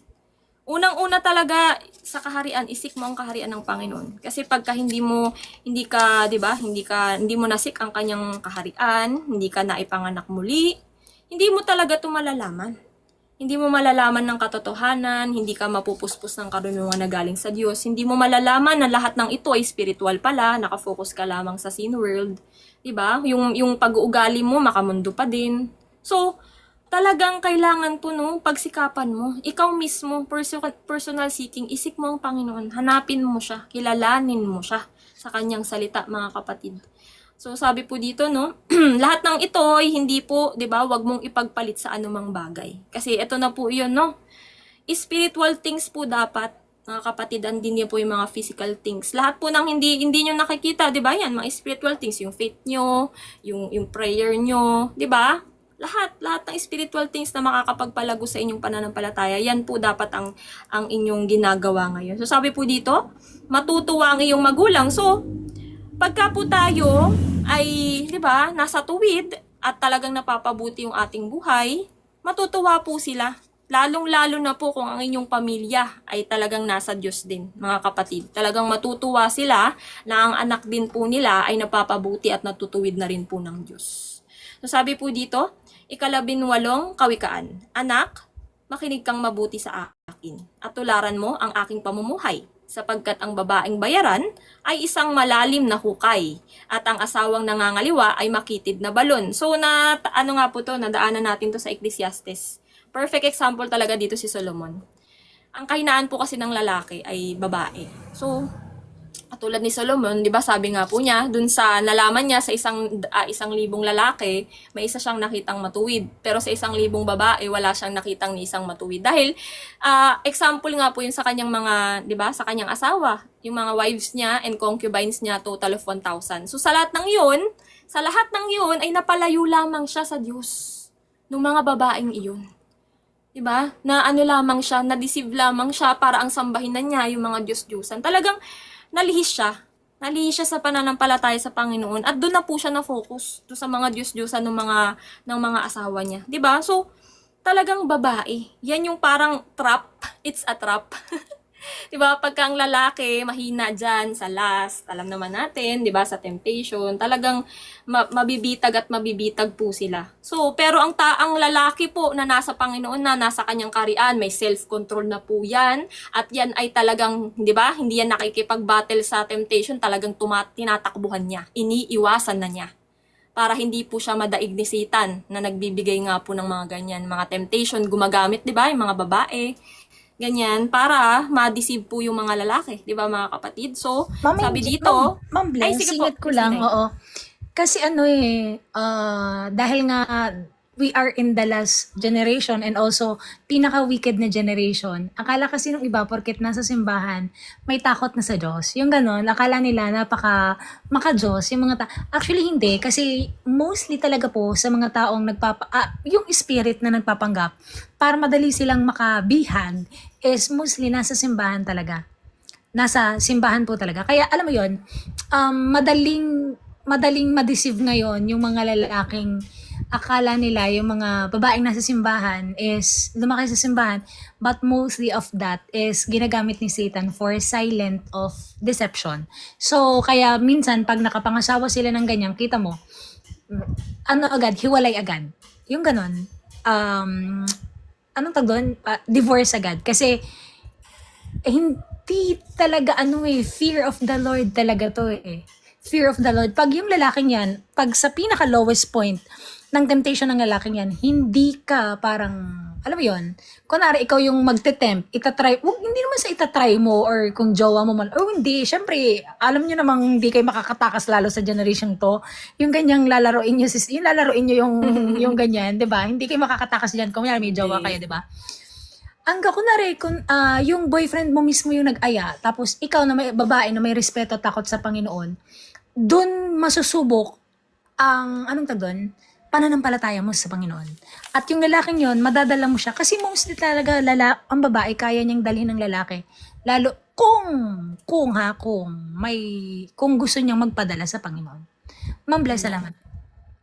Amen. So yan po mga kapatid, no. At saka ano din, share ko din yung nandito nga po, yung yung binanggit po ng Panginoong Jesucristo dito sa Church of Thyatira sa Revelation. 'Di ba yung si Jezebel? Sabi nga dito, 'di ba? But I have this against you that you tolerate that woman called Jezebel, who calls herself a prophetess and is teaching and seducing my servants to practice sexual immorality and to eat food sacrificed to idols. In short po, no, may mga yan, talamak yung Jezebel spirit, 'di ba? Lalo na din sa mga church yan nabanggit ni Sis Tinay. Sa church, kung sino pa yung akala mo sila'y banal diyan, 'di ba? Pero hindi, may mga patagong ginagawa. Ma'am Bless, totoo yan. Kasi ako po mismo magpapatunay yan. Kasi may mga kilala ko na ang lala ng Jezebel spirit. Kasi nga ako dati, napaka-religious ko rin before eh. Pero yung Jezebel spirit, mostly nananahan talaga po sila saan? Sa simbahan. Kasi madali silang makabingwit talaga. As in, kasi akala nila, once na nasa yung mga masyadong religyoso, tradisyon talaga, tradisyon ng mundo. As long yung babae or taong yan ay walang respeto sa Panginoon, hindi niya kayang respetuhin ang salita ng Diyos. Ma'am, bless. Thank you. Amen. So, alam mo po, no, talagang tawag dito, na ano din eh, na-realize ko din talaga yung lalaki talaga. Kung hindi talaga siya hindi siya seduce, hindi siya dyan, kakagat sa bitag ni Satan, di ba? Wala din eh. So, dapat talaga kailangan takot at respeto sa Diyos, sa kanyang salita. Dapat yung mo sa Panginoon, di ba? Yung faith mo sa Panginoon, siya pa rin. 'Di ba? At hindi yung mo, 'di ba, yung laman mo. So sabi po dito, verse 28, pagpatuloy natin, para siyang tulisan na nag-aabang ng mabibiktima. Para nga pong trap, 'di ba? Na pagka ikaw ay mahina, 'di ba, sa temptasyon, ay mabibitag ka talaga nito.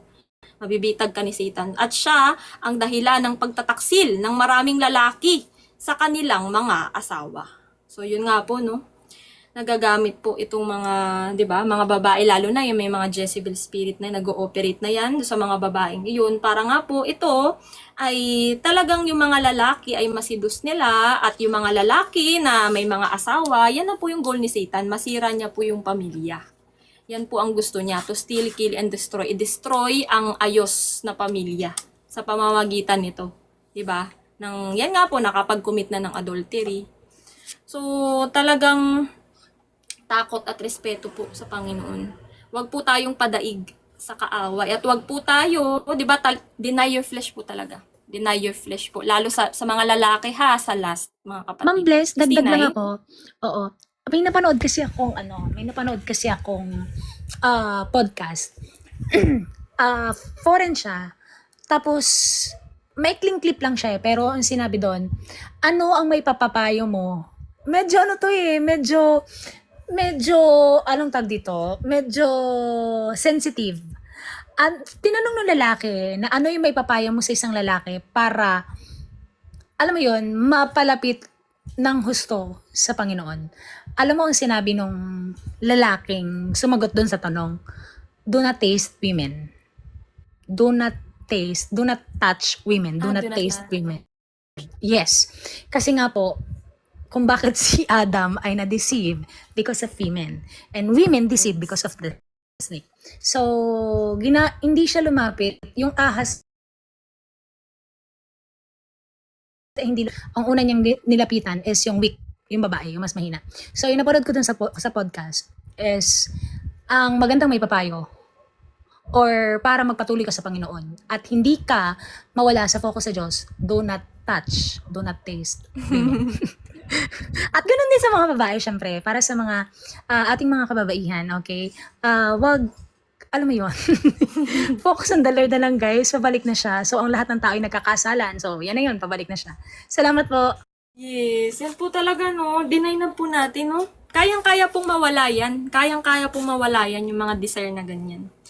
Kahit nga rin po sa mag-asawa, kami nga po, wala talaga. Talagang mawawala yung desire mo sa mga ganyang bagay. So, pagpatuloy natin mga kapatid, no? Verse 29. Ikalabinsyam na kawikaan. Sino ang may hinagpis? Sino ang may kalungkutan? Sino ang mahilig sa away? Sino ang mareklamo? Sino ang nasugatan na dapat sana ay naiwasan? At sino ang may mga matang namumula? Sino pa kundi ang mga lasenggong sugapa sa iba't ibang klase ng alak? So ito din po, no, bukod sa babae, alak po talaga yan. Yan yung ano nila tawag dito, starter pack na ano, na nadideceive daw ay mahihina ang mga lalaki. So pagdating nga po, 'di ba, nadaanan na natin yan kanina, yung spirit of addiction naman. Kung kanina Jezebel spirit, ngayon naman spirit of addiction sa alak. Talagang mga mga drunkards, 'di ba? Lasenggo, yan po ay kasalanan. So mga kapatid, sabi dito, huwag kang matakam sa alak na napakagandang tignan sa isang baso at tila masarap ang pasok sa lalamunan. Swabe ba? Swabe ba yung Nasabi dito sa tawag dito sa bandang huli, verse 32, kapag ikaw ay nalasing na, makinig po, parang natuklaw ka ng ulupong at nalason ng kamandag nito. Kung ano-ano ang makikita mo at hindi ka makakapag-isip ng mabuti. So ito nga po yun, yung nababanggit natin kanina. Yung alak nakaka-alter ng sound mind. Yung maayos mong pag-iisip, hindi ka na makakapag-isip ng ayos dahil sa alak po. So wag mo na talagang subukan, wag mo na talagang antayin na malulung ka pa dyan. Iwasan mo na ngayon pa lang. So sabi po dito, para kang natuklaw ng kamandag ng ahas, nung pag uminom ka, nandun na sa'yo yung poison, yung kamandag. So mag-iiba na ngayon yung pag-iisip, makakaisip ka na ng mga kung ano-ano. Kaya nga po dyan dyan nagsisimula yun, kapag kunwari nalasing ang lalaki, so dyan na siya magkakaroon din ng iba pang pagnanasa na magnasa dun sa mga babae, di ba? Dyan nagsisimula din mga kapatid. Kaya sanga-sanga na yan. So una pa lang, dun pa lang sa unang-una, talikuran mo na, iwasan mo na. Diba? Para hindi na lumala pa. So sabi po dito, pakiramdam ko'y nasa gitna ka ng dagat at nakahiga sa ibabaw ng palo ng barko. So para ka nga po nahihilo, ganyan paglasing. Parang gumigewang-gewang, para ka nahihilo, nasa ka. Sasabihin mo, may humampas at sumuntok sa akin. Ngunit hindi ko naramdaman. Kailan kaya mawawala ang pagkalasing ko upang muli akong makainom? Ay, grabe, Sabi niya, kailan kaya mawawala ang pagkalasing ko upang muli akong makainom? Iinom na naman. So, ganyan nga po yun, yung addiction nga po. Pag talagang yan sa'yo, nag-ooperate sa'yo yung evil spirit ng addiction, talagang hahanap ka pa ng hahanap, magkikrave ka pa ng magkikrave dyan. Kaya ngayon pa lang, wag mo nang umpisahan, di ba? Wag mo nang subukan. Talaga, masisira buhay mo. Wag mo nang subukan, masisira buhay mo. Kaya talagang sabi dito, halimbawa to, di ba? Dahil po siya ay lasing, siya nga po ay nahihilo, ganyan po paglasing, nahihilo, kung ano-ano yung nararamdaman, hindi mo na alam yung sa paligid mo kung nangyayari nga po ng totoo. Malay mo nga, yung sabi mo, may sumuntok sa akin, ngunit hindi ko naramdaman. Kaya ibig sabihin lang po talaga ay wala na sa katinoan ang tao kapag nalalasing. Talagang kung ano-ano na po nagagawa, kaya nga po yan yung doorway ni Satan, ang tao ay nakakagawa ng mga sexual immorality, nakakagawa ng, alam mo yung di ba sa isang lasingan, yung nagkakaaway-away sila, yung nagkakaroon ng saksakan, di ba yung mga ganun? So, dun, magmumula po doon So, doon pa lang ay talagang putulin, di ba? Wag na pong subukan mga kapatid. Wala na sa sarili. Amen, Brother Anthony. Wala na po sa sariling katinoan talaga pagkalasing. Galas. Galas po. Ayun ba yung tawag doon? Ayan. So, dito po nagtatapos mga kapatid, yung Kawikaan 23. Pero may isa pa tayong topic mga kapatid. Gusto nyo bang i-continue? Yung maikli lang to. Hindi nyo po, sister, mas maganda. Yung Psalms 88, mga kapatid, na nabanggit natin. Sabi yung topic nun, dami nating natutunan. Ang ganda ng topic. Ang dami nating natapos. Pero kasi nasabi ko kasi kahapon na itatopic to, so sama na natin. Wait lang. Psalms 88, yung about nga sa glimpse of hell, mga kapatid. So ito. Sige, ito. Continue natin. Psalm, mga awit, chapter 88. Wait lang. I-set up ko lang yung ko dito. Tagalog.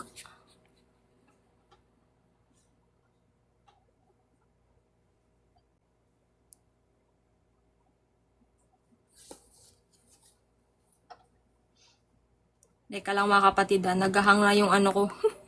Naghahang na yung aking cellphone. Sige, dito muna ako sa screen ni Brother Charles. Mga awit or salmo, chapter 88. Panginoon, kayo ang Diyos na aking tagapagligtas, araw-gabi akong tumatawag sa inyo. Verse 2, dingginin niyo ang aking dalangin, panawagan ko naway sagutin. So ito po no, itong salmo na ito ay Psalm of the Sons of Korah to the choir master according to the Mahalath, Leanoth, a maskil of Heman, the Ezrahite. So ayan po no, ayan po yung sumulat, Sons of Korah. Talagang dito po, no, pinaramdam po sa kanila yung glimpse of hell. So dito po malalaman natin mamaya sa mga susunod na mga verse, yung nga nadaanan natin na nakaraan, kung paano po ba sa hell. So sabi po dito, no, sige pagpatuloy natin, verse 3, Brother Charles. Napakaraming paghihirap ang dumarating sa akin. Para bang ang kamatay ay unti-unting lumalapit sa akin. Verse 4, ako'y kabilang na sa mga ibinaon sa lupa, katulad ko'y taong hindi na matulungan pa. So ang sabi nga po dito, no, dito po sa tawag dito, dyan po sa English, ang sabi dito, no, wait lang, basahin ko. I am counted among those who go down to the pit. I am a man who has no strength. Talagang ano no, pagka sa hell po mga kapatid, or dito sa tinatawag na Sheol po kasi yan sa Hebrew term Sheol. Hades naman po sa Greek. Sa English ay hell. So, yan po yung sabi dito, no, na parang nandyan nga po siya kasama ang mga patay sa Sheol na nagsasuffer. Walang lakas dito sa sinasabing pit.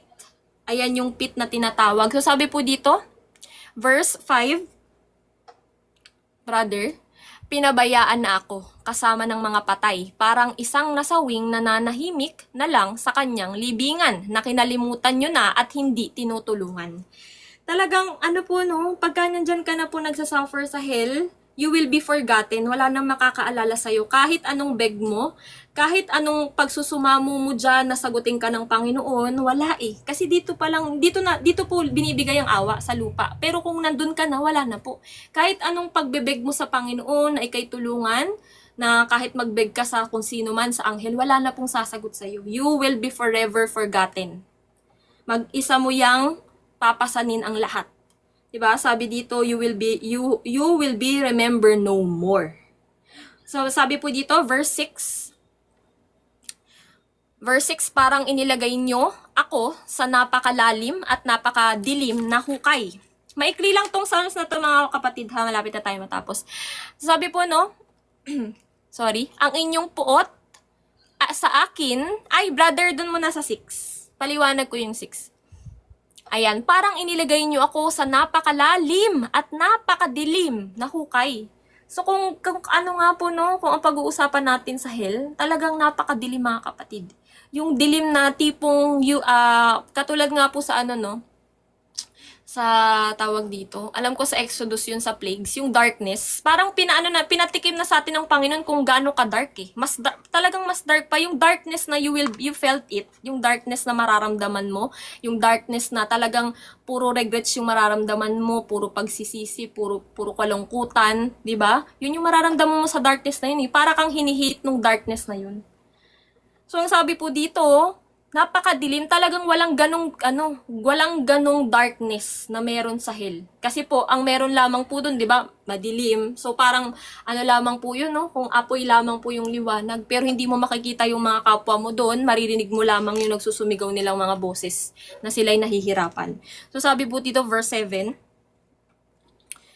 ang inyong puot ay sa akin ibinunton, parang mga alon na humahampas sa akin. Verse 8, sabi po dyan, inilayo nyo sa akin ang aking mga kaibigan at ginawa nyo akong kasuklam-suklam sa kanilang harapan para akong nakakulong at hindi na makatakas pa. So yun nga po no, kung dito po mga kapatid, di ba, marami tayong kasama, pero doon mag-isa mo na lang haharapin ng lahat. Ikaw ay, wala kang, hindi mo makakasama yung kaibigan mo doon, mga kapatid. Akala nyo ba makakasama yung mga kaibigan yun? Mag-isa kayo doon tinotorment. Marami kayo doon, pero hindi nyo nakikita ang bawat isa. hindi nyo nakikita, basta na naririnig nyo ang kanilang mga anguish, yung kanilang mga pagpanaghoy, 'di ba? So sabi po dito, yan, inilayo nyo ako. Talagang ano ka dun? Alone in the darkness. Kung dito pa lang, mga kapatid, hindi mo na tinanggap yung awa ng Panginoon, pagkadating dun, kung dito, di ba, na ang ating Panginoong Hesus, pinasan ang lahat ng, di ba, binayaran ng ating mga kasalanan. Pero dito, dahil hindi mo tinanggap, dito pa lang ang Panginoong Hesus, na naghirap, na nagsuffer para sa atin, para tayo ay mapatawad sa ating mga kasalanan, dyan, ikaw ang papasan ngayon. Nung buong hirap, diba, na mag-isa. So sabi po dito, verse 9, ano po yan ha, pagka, di ba na-topic natin yan, rich man and Lazarus, talagang one-way ticket to hell. Pagka nandun ka na, wala na pong labasan yun. So sabi nga po dun, no, na may gap, na may bangin. So hindi ka pwedeng nung tumawid doon, hindi pwede. Hindi ka pwedeng makaalis. Kung nasan ka na dyan, yan na po yan. Eternally na po yan. At ang eternal suffering mo, eternal punishment mo ay lake of fire. Itatapon po yung Hades, o itong tinatawag na Sheol or Hades or Hell, itatapon yan sa lake of fire. Ma'am Bless, singit Yes po, lang ako ng 69. konti. Oo. Ito kasi yun kung bakit yung mga tao, akala ata kasi pag napakinggan nila yung salita ng Diyos or yung mga testimony about hell, na pag hindi sila nagbago, kasi nga sinabi nga ng Panginoon, huwag kayong magtitiwala sa deceitful nyong puso. Kasi pag napakinggan nyo yung testimony or yung salita ng Diyos, ang kasunod niyan, di ba yun ay fear. Ang kasunod yan, nahanapin mo yung salita ng Panginoon. Doon yung fear is the beginning of wisdom. So doon magsistart yan. Hindi yung porket may napakinggan kang ganito, testimony na ganyan, ganito, tapos salita ng Diyos, huwag kang lalaban kasi nga fear. Kaya kita mo, ang bawat isa sa atin may respeto sa Panginoon, 'di ba? Ang laki ng takot natin sa Diyos. Why? Kasi fear nga yung simula. Kasi nga God is justice, God kasi sabi ko nga po, bago mangyari ang lahat ng ito, bago ako nandito, bago tayo lahat na nandito, kasi God is always in control. May napanood din akong video. Yung video na yon is about testimony siya sa nagsasuffer talaga sa hell. Kasi meron ng 7 torment of hell. Totoo yung sinabi ni Saint Faustina about 7 torment ng hell. Kasi meron akong napakinggan, iba't iba yung klase. May napakinggan ako dun sa isang testimony ng lalaki na may iba't ibang klase ng torment sa hell. Tapos, ito pa yan, ang matindi dyan, hindi ka lang nasusunog sa labas, pati yung loob mo nasusunog, yung katawan mo. Ngayon, sabi ko, hindi nga ako mapakali. Sabi ko, nalalamig ako nung napanood ko yun. Kaya pala, ang salita ng Diyos ay anong tawag doon? Ay matalim kasi Align. binabasa niya na tayo. Yes, iron sharpen iron. So parang alam mo yun, nalalamig ako noon. Hindi ako mapakali, tapos para akong masusuka na ewan. Basta hindi ko alam. Doon na pala binabasa ng Panginoon yung puso at isip ko. So doon nag-start lahat hanggang sa yun na nga yung kwento ko about sa Bible, kung paano ko na-encounter yung ganito, ganyan-ganyan. Yung pala, kinokontrola ng Panginoon ng time na yun hanggang sa i-separate niya ako, hanggang dumating ako dito, hanggang sa ito na. So, talagang ang tao, huwag magtitiwala sa puso. Kasi ginagamit ng Panginoon yung takot, yung fear, para mahalin mo siya at mamuhay ka ng tama na maayos sa Kanya. Ma'am Bless, salamat po, salamat. Amen. At saka nga po, no, mas maraming times po na nabanggit ang hell dito kaysa sa heaven. Para nga po magkaroon nga po yan, sabi ni Sis Tinay, tama po, para magkaroon ng takot ang tao. Hindi yan para pinapakinggan mo lang parang wala lang sa'yo. Hindi po. Ang purpose niyan ay para nga po magkaroon ka ng takot at respeto sa Kanya, igalang mo siya, mahalin mo siya, at sumunod sa Kanyang salita. Kasi dyan nga po nagsisimula ang lahat. Para nga po hindi mo mapuntahan yan, itong binabanggit natin na ito, na hindi po talaga nating kaya. Sobrang suffering. Ngayon pa lamang sa hell, what more pa sa lake of fire. Diba? Verse 9, dumidilim na ang paningin ko dahil sa kalungkutan, Panginoon. Araw-araw akong tumatawag sa inyo nang nakataas ang aking mga kamay. Verse 10, gumagawa ba kayo ng himala sa mga patay? Bumabangon ba sila para kayo'y papurihan? Alam mo po, kahit ano po, no? Kahit ano pong gawin po natin doon, mga kapatid. Kahit ano pong tawag natin sa Panginoon, kahit dyan, wala nang miracle. Yung sinasabi dyan, miracle, wala na po mga kapatid. Wala na pong presensya ng Panginoon dyan. Total separation na po ang mangyayari dyan. Wala po. Talagang ano kayo dyan, you are forever tormented. You are forever. Everyday po yan mga kapatid ha. You are begging everyday. Diba? Yung weeping and gnashing of teeth. Ibig sabihin, ikay umiiyak doon dahil nga, diba, nagsisisi ka na bakit hindi ka nagbago nung nandito ka pa lamang sa lupa, hindi mo pinakinggan yung mga nangangaral sa iyo para matama ang pamumuhay mo, hindi mo sila pinakinggan, naging matigas ka, nandito ka pa lamang sa lupa. Pero, you are begging everyday, you are begging, diba, forever, pero wala kang response na makukuha mula sa Diyos. Wala na po. Diba? Puro kalungkutan, regret, yan. Ano pa ba? Ano pa yung nararamdaman? Yun, yung sabi ni Sis Tinay, you are burning inside and out. Hindi ka makakatakas sa torment, mga kapatid. Na meron nga po no, yung kay Baxter na testimony. Sabi niya po doon, ang tao doon, nagiging buto, tapos mabubuo na naman. 'Di ba, Brother Joe? Mabubuo na naman. Yung magkakaroon ka na naman, tas gano'n na naman, hanggang sa ikay na naman maging buto. Talagang paulit-ulit mong mararanasan yung hirap, mga kapatid. Hindi po natin kaya. At saka po doon, sobrang baho. Sobrang baho daw po. Amoy ng sulfur, 'di ba? Amoy ng talagang yung asupre, amoy ng apoy, amoy ng nasusunog na flesh. Ang baho, hindi ka makahinga. You are gasping for air po talaga. Kaya ang sabi po dito, no, pagpatuloy natin, verse 11. Ang katapatan nyo ba at pag-ibig ay pinag-uusapan sa libingan? Verse 12. Makikita ba ang inyong mga himala at katuwiran sa madilim na lugar ng mga patay? Doon sa lugar na iyon na ang lahat ay kinakalimutan. In English po nakalagay dito, land of forgetfulness. Ayan po yung tinatawag nga po na itong hell or itong Hades. Na kinalimutan ka na, you are forever forgotten po doon. Kung dito, nasa lupa ka, gusto mo lagi ka pa-fame, gusto mo lagi kang naaalala ng tao, gusto mo laging sinisik yung validation ng tao, pero dito, wala, nakakalimutan ka na lamang po. So, wala na, sabi po nga po dito, no, wala na ang wonders dito ng Panginoon, wala na ang righteousness niya dito, talagang eternal suffering lamang po ang meron dito. So, sabi po dito, verse 13, kaya Panginoon, humihingi ako ng tulong sa inyo. Tuwing umaga ako'y nananalangin sa inyo. Verse 14. Ngunit bakit nyo ako itinatakwil, Panginoon? Bakit nyo ako pinagtataguan? Kasi nga po kahit anong beg mo sa Panginoon, kahit anong tawag mo sa Kanya, wala ka na pong maririnig sa Panginoon. Diba? Sabi dun sa Rich man and Lazarus nga po, no, nagmamakaawa pa dun si Rich man. Sabi niya kay Abraham, no, na utusan daw si Lazaro na idip daw sa tubig yung kanyang daliri para ilagay dito. Kasi sobrang, alam mo yung gusto mong uminom kasi sobrang init, sobrang hirap na hirap ka doon talagang. Pero sabi ni Abraham, hindi na posible yun. Hindi na mangyayari yun. Tapos yung sinabi pa nga niya doon na yung utusan na lamang daw dun para warningan yung mga pamilya na wala na. Kasi kung talagang dito pa lamang sa lupa, hindi mo na tinanggap yung awa, hindi ka nagkaroon ng takot na dapat magkameron ka, diba? Para sumunod ka sa kanyang salita, maproseso ka ngayon para ikay magbago at hindi mapunta dyan. Kung nasan ka, kung nasan yung mga natotorment na ngayon, na nasa hell. So sabi po dito, no, verse 15, yan, malapit na tayo mga matapos kapatid, hanggang 18 lang to. Mula pa sa pagkabatay, hirap na ang dinanas at nalagay pa sa bingit ng kamatayan, tiniis ko ang mga nakakatakot na ginawa niyo sa akin. Verse 16, ang inyong galit ay humampas sa akin na parang malakas na hangin, halos mamatay ako sa mga nakakatakot na ipinaranas nyo sa akin. Verse 17, sige paliwanag ko na lang po after matapos.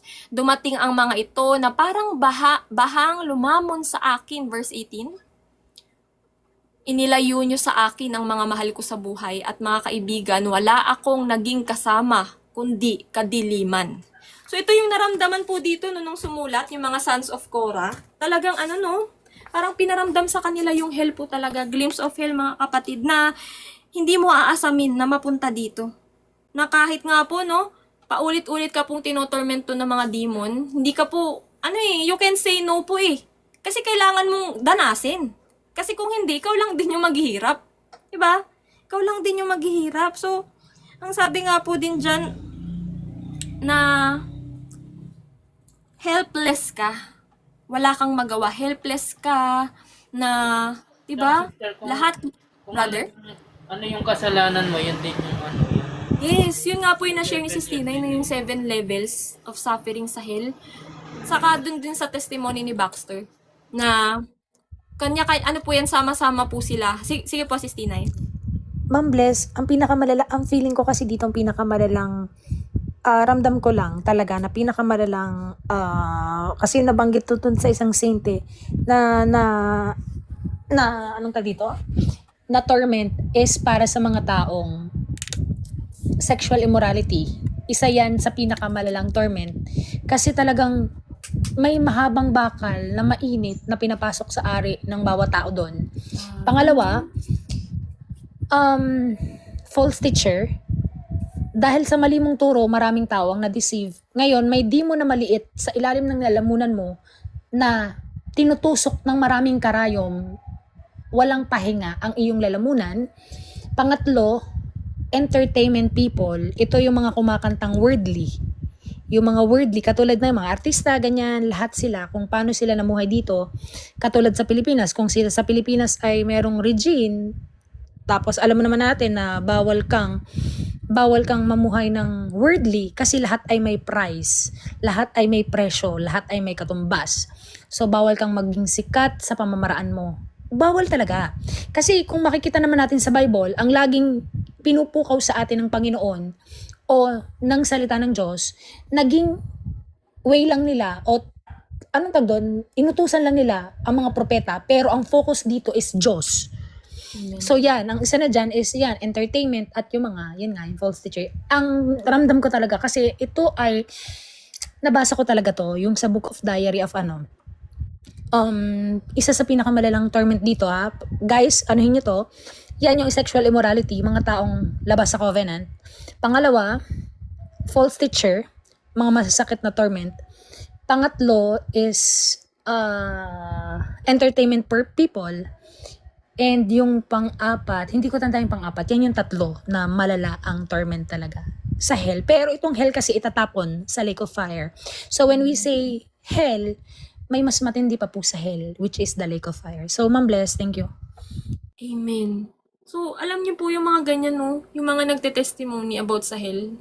Talagang alam niyo po pagka pinanood niyo po, talagang pare-pareha sila So, may mga nagto-torment po sa kanila doon ng mga demon. 'Di ba yun yung nabanggit ni Sis Tinay na sama-sama po yan dyan sila. Saka yung sa testimony nga po ni Baxter na may iba't ibang parts. Kung kunwari yan yung mga sexual immorality, yung mga murderer, ganyan, sama-sama po yan sila na natotorment. At saka nga po sa huli, 'di ba, itatapon pa po sa lake of fire. Though, hindi po natin kaya doon mga kapatid. Kaya ngayon pa lamang po, bilang po nandito ang awa ng Panginoon, nandito ang kanyang biyaya, tanggapin po natin ng buong puso.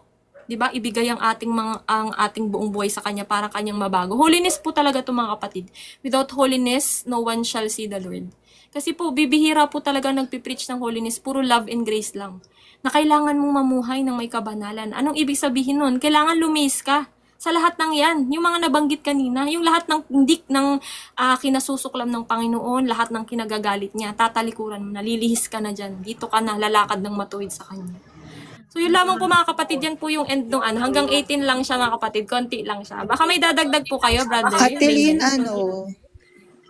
rin, yung connected din siya dun sa sinabi ni Angelica Zambrano dati. Nakita niya rin yung ibang artist nga na nagsasuffer sa hell. Oo. Ganun din, Ano, yung ibang no? Sino nga testimony, yun? yun din yung napanood ko. Si Angelica ate. Actually, Ay, yung lahat mga talaga ng artist. sinabi, lahat talaga ng sinabi ni Angelica Sobrano noon, ngayon naniniwala talaga ako, maniwala kayo. Amen, Lahat Ate talaga- Lynn. Ay, lahat talaga ng Ate Tin, amen. Lahat talaga ng sinabi niya, maniwala kayo. Kasi hindi ako naniniwala dati, worldly ako Hindi ako naniniwala na may mga bata sa hell. Hindi talaga ako naniniwala, guys. As in, bakit ako maniniwala? Ay sinabi ng Panginoon na mahal niya mga bata, di ba? Ito na pala yun, yung mga batang nakakaunawa pala ng bad and Dito evil. na pala sa generation na. Oo. And then, Ma'am Bless, na-realize Kahit ko dati rin. pa, no? na-realize ko rin na kung bakit mayroong entertainment, may cartoons, para malaman ng mga bata kung ano yung good and evil. Kaya nga sinasabi ng mga sometimes, 'di ba, makakita kayo ng bata, then tatanungin ng magulang, what is that ano yon? What is that? Is that doing good or doing bad? It is bad. O alam na ng bata, 'di ba? Kaya malalaman natin na grabe, talagang Ma'am-bless, wala akong masabi sa masamang generation 'to. As in, ang mundo ay masama. Yun lang masabi ko. Mahal ng Panginoon ang lahat ng tao. Ang kailangan ng tao ay respeto sa Panginoon. Kasi ang Panginoon ay masyado ng offended. Yun lang po yun. Mahal niya ang tao. Hindi ka mapapahamak kung nasa kanya ka. Yun lang yun. Hindi ka mapapahamak kung lumalakad ka sa kanya sa bawat araw, hininga, bawat minuto ng hininga mo. Hindi ka mapapahamak. Just stay in the Lord. Every day. Kasi everyday battle to. Pero kung lalabas ka sa will niya, maniwala kayo, hindi kayo hahabulin ng Panginoon kasi masyado na siyang offended. Kasi ang akala ng tao, hinahabol tayo ng Diyos. Pero hindi niya tayo kailangan. Yun lang yun. Awa lang talaga yung ibinibigay ng Panginoon sa lahat sa atin. Ma'am, bless, thank you. Yes, yun. We need Him more than He needs us.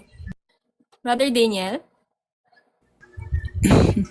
Ayun po, share ko lang din po pala yung kaninang revelation ni Lord habang binabasa ko yun sa Corinthians. Dito po siya sa part ng 1 Corinthians chapter 3, dito po sa verse 21. Yung bandang dulo na, hindi, verse 32 na po pala. Yung sinabi dito, whether Paul of Apostle or Cephas of the world or life or the present of the and our Christ and Christ is God's. Tapos dito na po may biglang nireveal sa akin. Yung ngayon nga po na dun pinagtanto sa akin ng Panginoon na siya na nagkatawang tao, and yun nga po, siya yung tinatawag natin ngayon na Jesus Christ na bumaba nga po sa lupa na yung Diyos na hindi natin nakikita before. Siya na yung Diyos na yun yung nagkatawang tao ngayon na nangaral sa mga tao noon. And then, doon ko po na-realize lalo na, so, yung sinasabi niyang ama, sarili niya lang din. Sarili niya lang din po yung sinasabi niyang ama. Sa sobrang humble niya po, hindi niya sinasabi na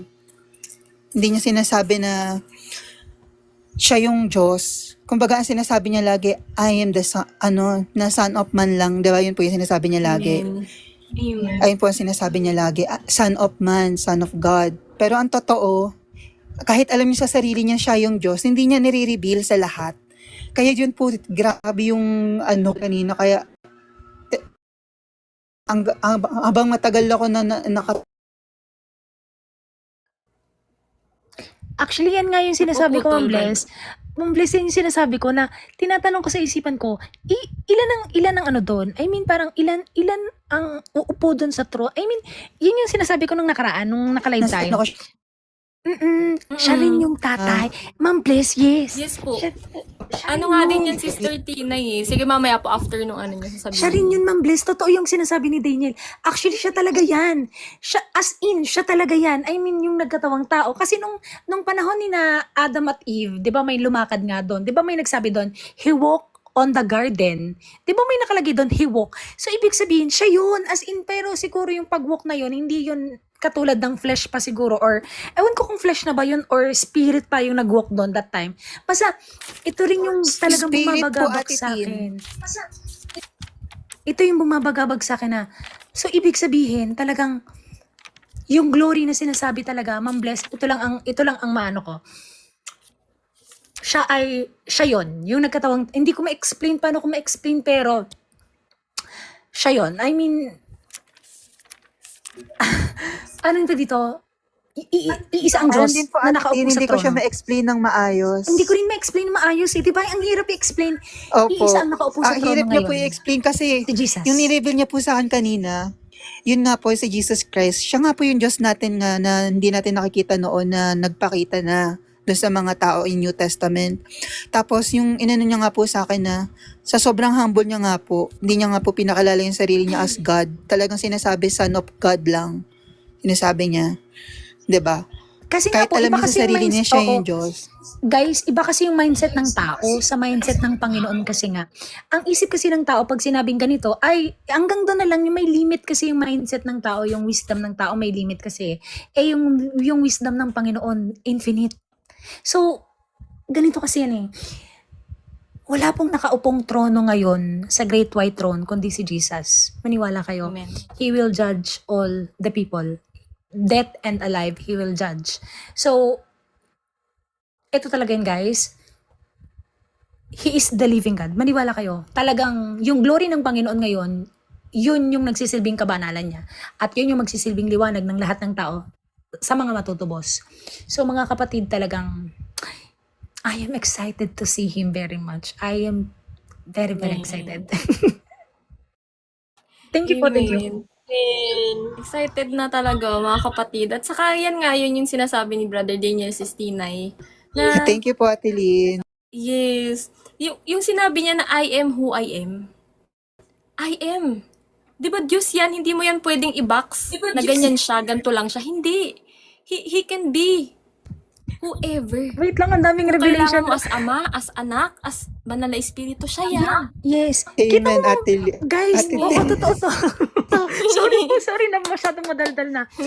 Yung sinabi niya kay Moises na tinanong sa kanya, paano pag hindi sila naniwala? Di ba may nagtanong si Moises ng ganun? Kasi nga, pinadadala si Moises sa Egyptia nung panahon na yon. Kaya tinanong siya, paano pag hindi naniwala si Pero? Ano ang sabi anong sabi ng Panginoon? Tell them, I am who I am. Ibig sabihin, and yun guys pag sinabing I am who I am, and yun, end of convo yun, wala nang kasunod yan na pangalan, wala nang kasunod yan na ganito, wala na po, kasi pag sinabing I am who I am, ended po yun. Ended yun. Ngayon may sinabi rin si Jesus Christ, hindi ko tanda kung saan yun, so kung sa Matthew ba, na,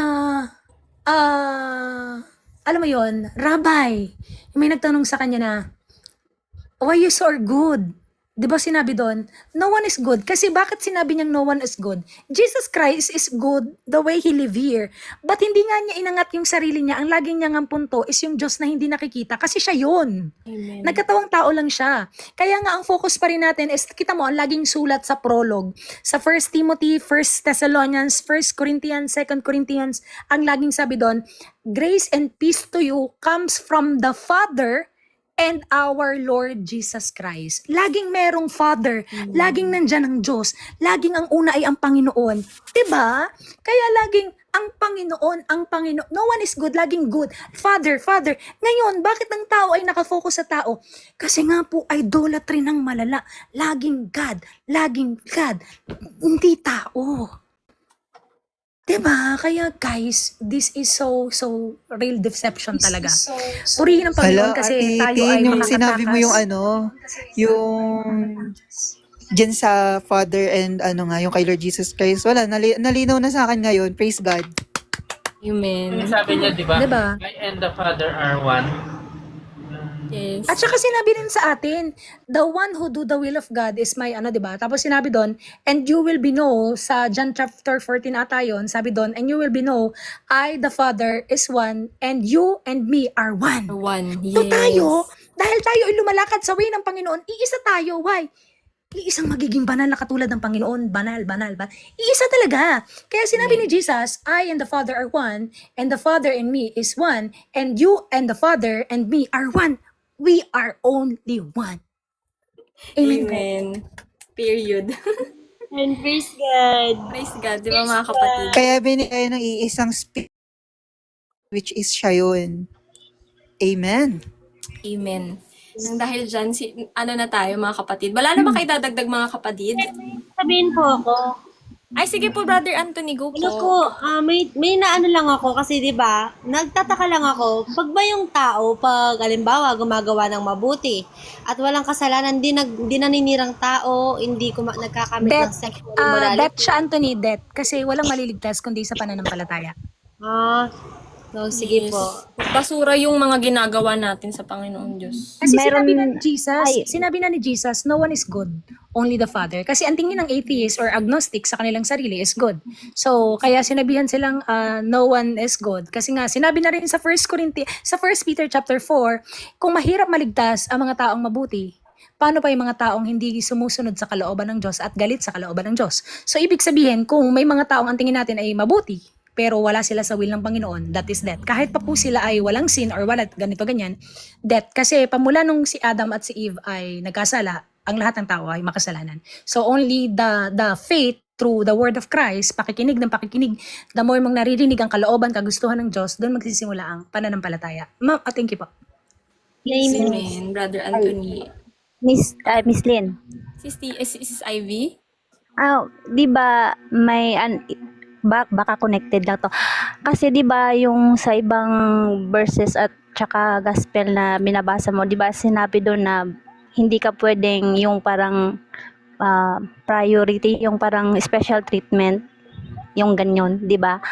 Tapos, di ba yung free will natin kasi parang connected para sa akin, parang connected siya kasi kung 'di ba bawal tayo mag-priority kung alam nila na si God is God o yung si Jesus is the God, 'di ba parang special treatment na yung gagawin ng mga tao, tapos wala na yung free will, parang connected siya talaga kung si Jesus Christ is the God, tapos alam ng mga tao na siya yun, 'di ba may special treatment na, 'di ba bawal yung parang if mayaman, may special treatment ka. So, si Jesus Christ is pinaka-lowest na nagkatawang tao. Tapos, parang, if you free will ka magpalo kay Jesus, dun ka masisave. Parang, ganun yung pumasok sa isip ko ngayon kasi, she is the I am who I am. So, kung parang connected talaga yung mga verses na narinig ko, di ba?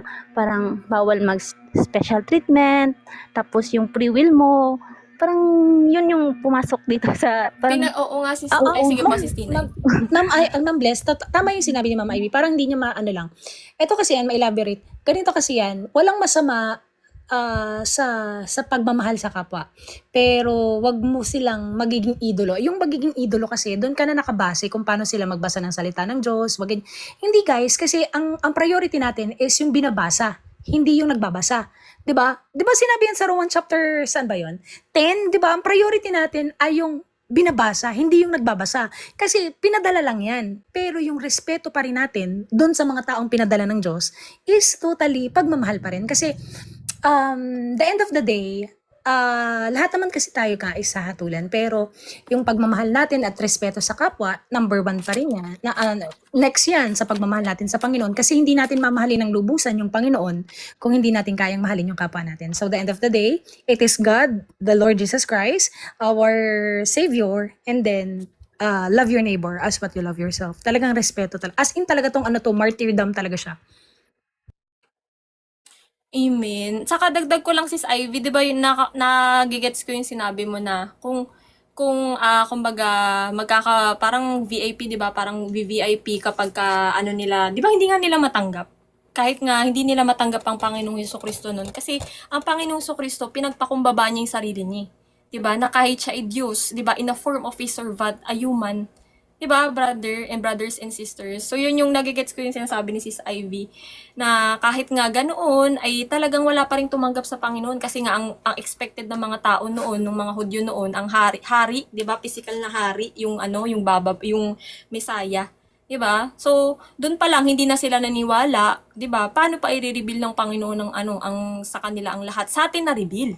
Sa atin na nagsik ng kaharian, 'di ba? Yes, Ma'am Ivy, Yes, po. ay bali siguro for me 95% ng mga naniniwala sa pangalan ng Panginoon. Labas pa dito yung mga naniniwalang, labas pa dito yung INC labas pa dito yung ibang, lahat ng nagsasabing Jesus is God, 90% na yan, 95% hindi talaga ligtas. I mean, kasi wala sila sa will ng Diyos. Naniniwala sila sa pangalan, pero hindi sa will ng Panginoon. So, 95% to 98% ramdam ko talaga is hindi talaga ligtas. Ang naliligtas dito, yung sinabi ng Panginoon na marami yung tinawag, pero kakaunti yung mapipili. Bakit? Kasi nga makipot yung daan. Okay? Dahil makipot yung daan, kakaunti yung nakahanap. So praise the Lord, why? Nahanap natin mga kapatid. Amen. Sa tayo Nahanap natin. yun. Okay, so tayo yung isa doon sa pinakamahalagang believer ng Panginoon sa lahat ng believer. Ate Okay? Tina, yun yung sinasabi po na ano, di ba? Yung 94.3% lang, percent yung itatapon sa lake of fire. Ano yun ha, guys, naniniwala yun sa pangalan ng Panginoon pero wala sa will ng Diyos. Paano pa yung mga naniniwala sa unknown God? Ano yung unknown God? Hindi si Jesus. I mean, naniniwala sila sa Diyos pero hindi si Jesus. Katulad na nga dyan ng mga Scientology, Buddhist, INC, basta walang pangalang Heso Kristo. Yan na dyan, papasok na dyan ang Buddhist, ang Hinduism, Scientology, humanism. So, dyan na papasok yung mga Diyos ng universe. So, bukod pa yon sa naniniwala. So, kung yun ay 95, 3% naman doon sa mga unknown God. Ito nga yung mga Hinduism, INC, or what, ganyan. So, dito papasok yung 98%. Feeling ko. So, 2%. Ramdam ko, mga 2% lang talaga na believer right now ang ligtas. Kasi sila yung nasa kalooban ng Panginoon. So, ilan yung 2% sa buong mundo? So, marami din. Kahit papano, may maliligtas pa rin. Maraming salamat po. Amen. So tayo po ay mga kapatid. Tayo po ay may mag-closing prayer na mga kapatid. Yes po, Brother John. Si Kristo at ang Ama ay isa. Amen. So tayo po ay manalangin na mga kapatid. Tayo po ay yumuko at pumikit. Before po tayo maghiwa-hiwalay para sa gabing ito. Let's start to pray na po. Panginoong Diyos po namin makapangyarihan sa lahat. Maraming salamat, Panginoon, dahil isa na naman pong gabi na naging successful na naihayag ang inyong kingdom gospel at ang dami po naming mga natutunan po sa inyo, sa inyong salita, Panginoon, sa mga revelations niyo po sa aking mga kapatid, Panginoon. Maraming salamat, Panginoon. Walang hanggang pasasalamat po sa pang-araw-araw na kami po ay ginagabayan nyo, pinoprotektahan nyo, yung nag-uumapaw na pagmamahal, biyaya, yung lahat-lahat po ng pinagkakalubat na gagawa niyo po sa amin, Panginoon. Maraming salamat po. Kulang po talaga ang mga salita, Panginoon, upang ipahayag namin kung gaano po kami nagpapasalamat sa inyo. Muli, Panginoon, sa gabing ito, Panginoon, ay naiataas ang inyong pangalan, aming Panginoong Hesukristo. Wala pong ibang naitaas dito sa live na ito. Sa bawat gawain namin sa pang-araw-araw ay tanging kayo lamang, Panginoong Hesukristo. Wala kaming karunungan, wala kaming kakayahan. Lahat po ng ito ay sa inyo, Panginoon. Wala po kaming ambag dito, Panginoon. At sa pang-araw-araw, kami po ay nagpapatataga, nagpapalakasan, at tulad po ng 5 wise virgin, Lord, na kami po ay nag-iipon ng mga reserbang oil sa aming mga katawan, sa aming mga puso, nag-uumapaw ang fire po namin ng aming pananampalataya sa inyo, Panginoon, upang sa inyong pagbabalik kami ay prepared, kami ay handa, maiharap sa inyo as holy, blameless, and righteous, Panginoon. Nawa po, Panginoon, ay patuloy niyo pa rin pong kaawaan ang mundong ito. Lalong-lalo na po yung mga tao na matigas pa rin sa inyong salita, wala sa inyong kalooban, yung ayaw sumunod sa inyong mga salita, Panginoon, yung hindi po nire-respeto, walang takot po sa inyong salita, walang pagsunod, Panginoon, kaawaan niyo po sila. Pagkat hindi po nila alam ang kanilang mga ginagawa at hindi po nila tunay na nalalaman kung gaano kahirap sa impyerno at kung gaano kahirap sa lake of fire. Panginoon, nawakawan niyo din po ang aming mga pamilya na nagagamit din po ng mga kaaway upang kami i-persecute, iusigin, Panginoon. Ngunit, alam po namin, Panginoon, sa pananampalataya namin sa inyo, ay kayo na po ang bahala sa kanila, naway sila din po ay maligtas niyo, Panginoon. Mahipo ang kanilang mga puso, palambutin ang kanilang mga puso patungo sa inyo, Panginoon. At ganun din po, Panginoon, sa mga nanguusig sa amin, Panginoon, ay awa po nawa, Panginoon, kaawaan niyo po sila. At tanging pagmamahal po ang ipapakita namin sa kanila. Wala po kaming nararamdaman na kahit anuman po na itinatago sa aming puso sa kanila, katulad na lamang po ng galit o ano paman, yun sila po ay talagang kaawaan niyo, Panginoon. At nawa po mahipo niyo rin po ang puso nila at sila po ay inyong mapatawad sa kanilang mga pagkakasala. Panginoon, di ko na po hahabaan ng panalangin na ito ngayon sa aming mga pagtulog. Bigyan niyo po kami ng kapayapaan sa aming isipan at nawa lahat ng mga narinig nila nila na inyong salita, Panginoon, ay maisap-isip, maisapuso at maisabuhay po nila ang lahat ng narinig nila na inyong salita, Panginoon. Lahat po ng pinakamataas na papurit, pagpupugay at pasasalamat kasama ng lahat ng panalangin ng aking mga kapatid ay tinataas ko lamang sa inyo, aming Panginoong Hesukristo. Sa inyo po lahat ang kabanalan, kapangyarihan, kaluwalhatian at kaharian ngayon at magpakailanman, Panginoon. In the name of the Father, and of the Son, and of the Holy Spirit, in the name of Lord Jesus Christ of Nazareth, we pray, one God, Amen. Amen. Maraming salamat mga kapatid. See you po. Thank you, Sister Lynn, Sister Salam Christine. everyone.